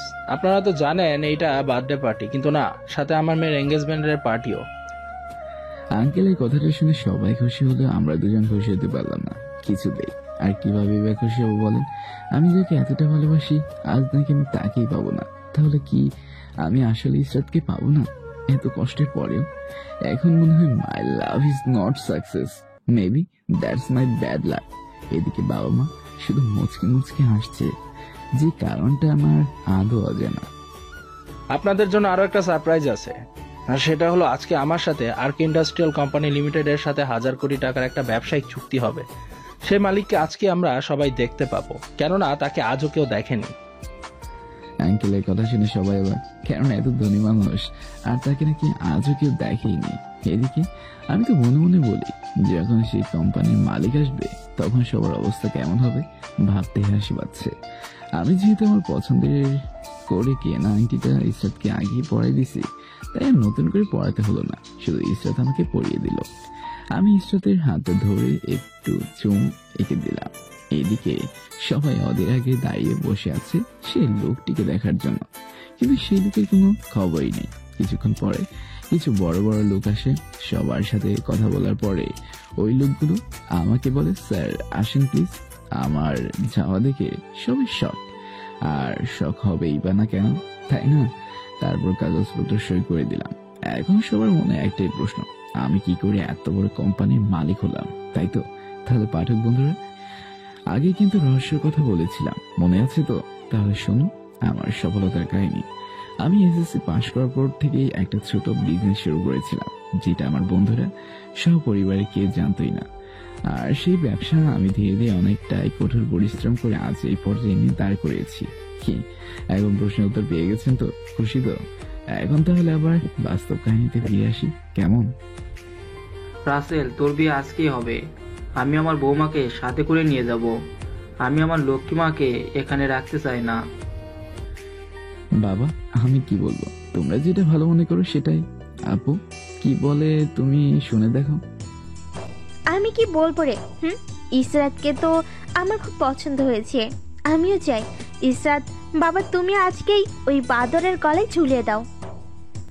ভাইয়া, আবু কিন্তু আমার সাথে পাড়ায় পাড়া দিয়ে ঝগড়া করছে। তোমাদের ভাই বোনের ঝগড়ার মাঝে আমি বাবা নাই, তোমরা নিজেরাই বুঝে নাও। আমাদের এমন কাহিনী দেখে সবাই হাসছে। সবাই ভাবছে আমাদের ভাই বোনের মাঝে কত মিল। সবার অনুমতি নিয়ে বিয়ের কাজ শেষ হয়ে যায়, কেননা আপনারা তো শুনলেনই, বাবা কড়া গলায় বলল সে তার বৌমাকে রেখে বাড়ি যাবেই না। তাই আর কি করার, বিয়ে করে বউ নিয়ে বাসায় চলে আসলাম। সবাই ইসরাতকে পেয়ে যেন এক টুকরো খুশিকে হাতের মুঠোয় পেয়েছে। সবাই ইসরাতকে নিয়েই মেতে আছে, আমার দিকে কোনো খেয়ালই নেই। ইসরাতকে বাসার ঘরে ঢুকতে দিবে না টাকা ছাড়া। আমার ইসরাতের বান্ধবীগুলো সেটা নিয়ে আমাকে ঝামেলা করতেছে দেখে আমি গেলাম। শালিকা সাহেবরা, তোমাদের কি সমস্যা আমাকে বলো। দুলা ভাই, বউকে বাসর ঘরে পেতে চাইলে তাড়াতাড়ি 50,000 টাকা দে, না হলে বউ ছাড়াই বাসর রাত কাটাতে হবে। কি? আমি বিয়ের কাবিন নামাই করলাম 5,000 টাকা, তাও আবার নগদ বুঝিয়ে দিয়ে, সেটা আবার এতিমখানায় দানও করে দিছে। আর তোমাদের দিব 50,000 টাকা? মোটেও না। ওই শিখা, তাহলে আর কি করা, চল ইসরাতকে নিয়ে আমাদের সাথে নিয়ে যায়। আর রুমে তালা মেরে দে। কত কষ্ট করে সাজালাম। না না না, এটা করা যাবে না। আমার কত স্বপ্নের সাজানো বাসর রাত, এটা তোমরা ভেঙে দিতে পারবে না। এই না 30,000 টাকা। সবাই আর কিচ্ছু বললো না। দুলাভাই বাসর ঘরের বিড়ালটাকে ভালো করে মারেন কিন্তু। শালিকে গণপরি কথাগুলো বলে হাসতে হাসতে ইসরাতকে রুমে নিয়ে যায়, আর আমি বেচারা ছাদে চলে আসি বন্ধুদের সাথে আড্ডা দিতে। আমি ভাই একটা কথা আজও বুঝলাম না, আসলে বাসরাতে বিড়ালটা কি জিনিস ভাই? কেউ জানলে বললেন, আর আমার এই লজ্জায় ফেরেন না কিন্তু। এই তোরা দেখ, আমাদের ডাক্তার বিজনেসম্যান চলে আসছে। আসলে রাসেল, তুই একটা জিনিস মাইরি, তোর সম্পর্কে কাউকে বুঝতে দিস না, নাহলে এতদিন হলো তোর কোম্পানির চাকরি করেও বুঝতে পারলাম না যে এটা তোর কোম্পানি। আমি তোদের চাকরিতে রেখেছিলাম যেন আমার কোম্পানিটাকে দেখে রাখতে পারিস। আর শোন, আমি নতুন একটা কোম্পানি খুলবো, যেটা তোরা 3 জন শেয়ারে থাকবি। তুই কি মানুষ না অন্য কিছু? এই যুগে তোর মতো বন্ধু পাওয়া আসলেই ভাগ্যের ব্যাপার। এইভাবে বলিস না, আমি তো তোদের নিয়ে বেঁচে আছি, তাই না? তোরাই তো আমার সব। বন্ধু, এই নাও, এই প্যাকেটটা যত্ন করে রাখো, তোমার কাজে লাগবে আজকে রাতে গাড়ি চালানোর সময়। কেননা বিনা হেলমেটে গাড়ি চালালে অনেক ভয় থাকে। তোরা শালা কি বলিস? আমি কিছুই বুঝি না। আচ্ছা থাক, আমি গেলাম, না হলে মহারানী আমাকে আজ তো চিবিয়ে খাবে। বন্ধু বুঝবে, সবকিছুই বুঝবে, শুধু সময়ের অপেক্ষায়। আর শোন, আজকে কিন্তু বিড়াল মেরে পুরুষ জাতির নামটা উঁচু করে রাখিস। আরে দেখ, তোদের কথা আগামা থাকে, আমি কিছুই বুঝি না। থাক, গেলাম। আমার কথা শুনে সবাই কয়টা হারামি হাসতে থাকে। আমি এদিকে ধীরে ধীরে রুমের দরজাটা খুলে রুমে প্রবেশ করতে দেখি বউ আমার খাটের মাঝে হিজাবটা পরে বসে আছে। আমি তো তার স্বামী, তাই বোরকা খুলে রাখছে। আমি কাছে যাওয়ার সাথে সাথেই মহারানী এসে আমার পাশে সালাম করে। আমি ওকে তুলে বুকে জড়িয়ে ওর জন্য নানা জিনিসগুলো দিলাম, যেটার মাঝে কোরআন, জায়নামাজ, তাসবিহ আরো অনেক কিছুই আছে। একটা শ্রবণে বেস্ট লাইট আমি ওর হাতে পরিয়ে দিলাম। আসেন, আগে আমরা 2 রাকাত নফল নামাজ পড়ে আল্লাহর দরবারে শুকরিয়া আদায় করে আসি। চলো আগে নামাজ পড়ে আসি, তারপর আমি আর ইসরাত সুন্দর করে ওযু করে নামাজ পড়ে নিলাম। আল্লাহর কাছে শুকরিয়া আদায় করে ইসরাতকে নিয়ে আসলাম কোলে করে। জানেন, আজকে আমি অনেক খুশি। আপনাকে জীবন সঙ্গী হিসেবে পেয়ে নিজেকে ধন্য মনে করি। আমিও তোমাকে পেয়ে অনেক খুশি। আমি সবসময় আল্লাহর কাছে তোমাকে চেয়েছি, আর আমার রব আমার কথা শুনেছে, দেখে তোমাকে পেয়েছি, আলহামদুলিল্লাহ। আচ্ছা, আপনি আমাকে আগে থেকে তো ভালোবাসতেন, তাহলে বিদেশে যাওয়ার আগে তো একটাবারের জন্য আমাকে দেখতে গেলেন না? ইসরাতের কথা শুনে আমি হাসছি। সেটা দেখে ইসরাত অবাক হয়ে জিজ্ঞেস করে, আমি হাসার মতো কি এমন বললাম শুনি? আরে আমার পাগলি, আমি তোমাকে না দেখে কি আর ওই দেশে থাকতে পারতাম নাকি? আমি যাওয়ার আগে তোমাকে প্রাণ ভরে দেখে গেছিলাম। কিভাবে দেখলেন? কই, আমি তো আপনাকে দেখলাম না। আরে তোমার বান্ধবীরা যে তোমাকে বাইরে নিয়ে আসলো, সেদিন আমি তাদের পাঠিয়েছিলাম তোমাকে বাইরে আনার জন্য। আমি দৌড়ে একটা গাছের পিছনে লুকিয়েছিলাম যেন তুমি দেখতে না পাও। আপনি অনেক পচা। সেদিন আপনি জানেন আমি অনেক কেঁদেছি, শুধু আপনাকে একটাবার দেখিনি বলে। ওদের বলেছিলাম একটাবার দেখা করাতে, কিন্তু সবাই হয়তো আপনার দলে ছিল, তাই শেষবারের মতো দেখাটাও করতে দেয়নি। বরং দেশে আইসেন সেই খবরটা আমাকে বলেনি। আমি মানা করে দিয়েছিলাম তোমাকে বড় একটা সারপ্রাইজ দেবো বলে। সত্যি আমি আজকে অনেকগুলো সারপ্রাইজ একসাথে পেয়েছি। আপনি আমার কাছে সবচেয়ে বেস্ট। আমি কথা বলা শেষ করে রুমের চারদিকে শালা বিড়ালকে খুঁজতে লাগলাম, কিন্তু শালা বিড়ালটাকে যে কই লুকিয়ে আছে খুঁজেই পাই না। ইসরাত সেটা বুঝতে পেরে জিজ্ঞেস করে, আচ্ছা আপনি এভাবে কি খুঁজতেছেন বলেন তো? আমি তো সেই কখন থেকে লক্ষ্য করতেছি এটা। নাকি খাটের তলায় আর একটা বউ আছে? আরে দূর, কি যে বলো না। আসলে শিখা বললো বাসর ঘরে নাকি বিড়াল মারতে হয়। আবার আমার ফাজিল বন্ধুগুলোও বললো আমি যেন বাসর ঘরে বিড়ালটা ভালো করে মারি।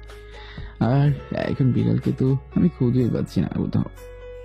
ও এই ব্যাপার, তাহলে আপনি বিড়াল খুঁজেই পাচ্ছেন না? আচ্ছা চলেন, বিড়াল কোথায় আছে আমি আপনাকে দেখিয়ে দিচ্ছি, কেমন? কি তুমি বিড়াল কোথাও থাকে তা জানো, আর আমি জানি না? এটা কিভাবে সম্ভব? আমার তো মাথায় ঢুকছে না। ঢুকবে কেমনে? আপনি তো একটা হাতি, তাই বোঝেন না। কি? আমি হাতি তাই না? দাঁড়াও দেখাচ্ছি মজা। আমাকে হাতি বলা তাই না? ওই শুনছেন, আমি না একটা কথা বলতে চাই। জানেমান বলো। ওই শুনেন না একটু। আরে বলবো কি, বলো না কি বলতে চাও। ইস্টার আমার গালে কিস করতে যাইতেছে, আমি বাধা দিলাম। তখন ইস্টার রাগী কণ্ঠে বলে, কি হলো এটা? কি আবার হল বলো? তোমার জ্বর খেয়ে খেয়ে আমার গালে তো এখনো ব্যথা হয়ে আছে। ও হ্যাঁ, তাই তো। আসেন তাহলে গালের ব্যথাটাকে একটু ভালোবাসার পরশ দিয়ে কমিয়ে দিই। ইসরাত কথাটা বলেই আমাকে আবার বলে, ওই আমার না একটা আপনার মতো কুলোমুলো বেবি চাই, যার সাথে আমি সারাদিন খেলবো। হ্যাঁ বলো কি, বিয়ের প্রথম রাতেই তোমার বেবি লাগবে? হ্যাঁ, আমার প্রথম রাতে বেবি চাই। কারণ যদি আমাকে রেখে কখনো হারিয়ে যাও, বেবি থাকলে তো আর সেটা সম্ভব না। কেননা আমার প্রতি ভালোবাসা কমলেও সন্তানের প্রতি তো আর ভালোবাসা কমবে না। ইস, আমার পাগলিটা কথা বুদ্ধি। তোমাকে ছেড়ে কখনো যাবো না শোনা। আমার দুষ্টু মিষ্টি জামাইটা, আমার বেবি চাই চাই চাই, এটা আমার শেষ কথা। একটু পড়লাম আরেক বিপদে। এই পাগলিকে এই বুদ্ধিটা কেডা দিল? তুমি যে বেবি চাও তার জন্য তো আমাকে অনেক পরিশ্রম করতে হবে। করবো তো। আমরা না প্রথম একটা ছেলে চাই, একদম আপনার মতো কিউটে টিপ্পা। না, আমার তোমার মতো একটা মেয়ে চাই, কারণ সেই মেয়ে সবচেয়ে ভাগ্যবতী, যার বিয়ের দিনমোহর সবচেয়ে কম, আর প্রথম সন্তান হয় মেয়ে। সেটা ঠিক আছে, কিন্তু আমার আপনার মতো ঘুমুলো একটা ছেলে চাই, যত কিছুই বলেন না কেন। আচ্ছা, একটা কাজ করলে কেমন হয়? তুমি আর আমি মিলে একটা ক্রিকেট টিম তৈরি করি, তাহলে তোমার আশাটাও পূর্ণ হবে আর আমারটাও। আর বাংলাদেশ তো বিশ্বকাপ জয়ী হতে পারে না, আমরা কাপ নিয়ে দেশের নাম রোশন করব। সেইটা ভালো হবে, আপনি বরং সেটার জন্য প্রস্তুতি নিন তাহলে। তারপর আর কি, শুরু হয়ে গেল ক্রিকেট টিম তৈরি মিশন। ওই দেখছেন, আপনার পাঠক বন্ধুদের চোখে শরম লজ্জা বলতে কিচ্ছু নেই, কেমন করে তাকায় আছে। ঘরে আলো নাই তবুও। এই যে আপনারা অনেক দেখছেন, এখন আমাকে আমার মিশন পুরো করতে দেন। আর ইতিহাস শুনেন কি করবেন। খেলার ফলাফল কাল রাত 25-এ সাদা কালো টিভির পিছনে প্রচার করা হবে, তখন দেখে নিন। এখন তাহলে জানগা, আমাদের জন্য দোয়া করবেন। আর এইভাবেই চলতে থাকে আমাদের ভালোবাসা। এখানেই সমাপ্তি টানলাম। গল্পটি ভালো লাগলে আমাদের চ্যানেলটি সাবস্ক্রাইব করে সাথে থেকে বেল বাটন প্রেস করবেন এবং কেমন লাগলো সেটা কমেন্ট করে জানাবেন। ধন্যবাদ।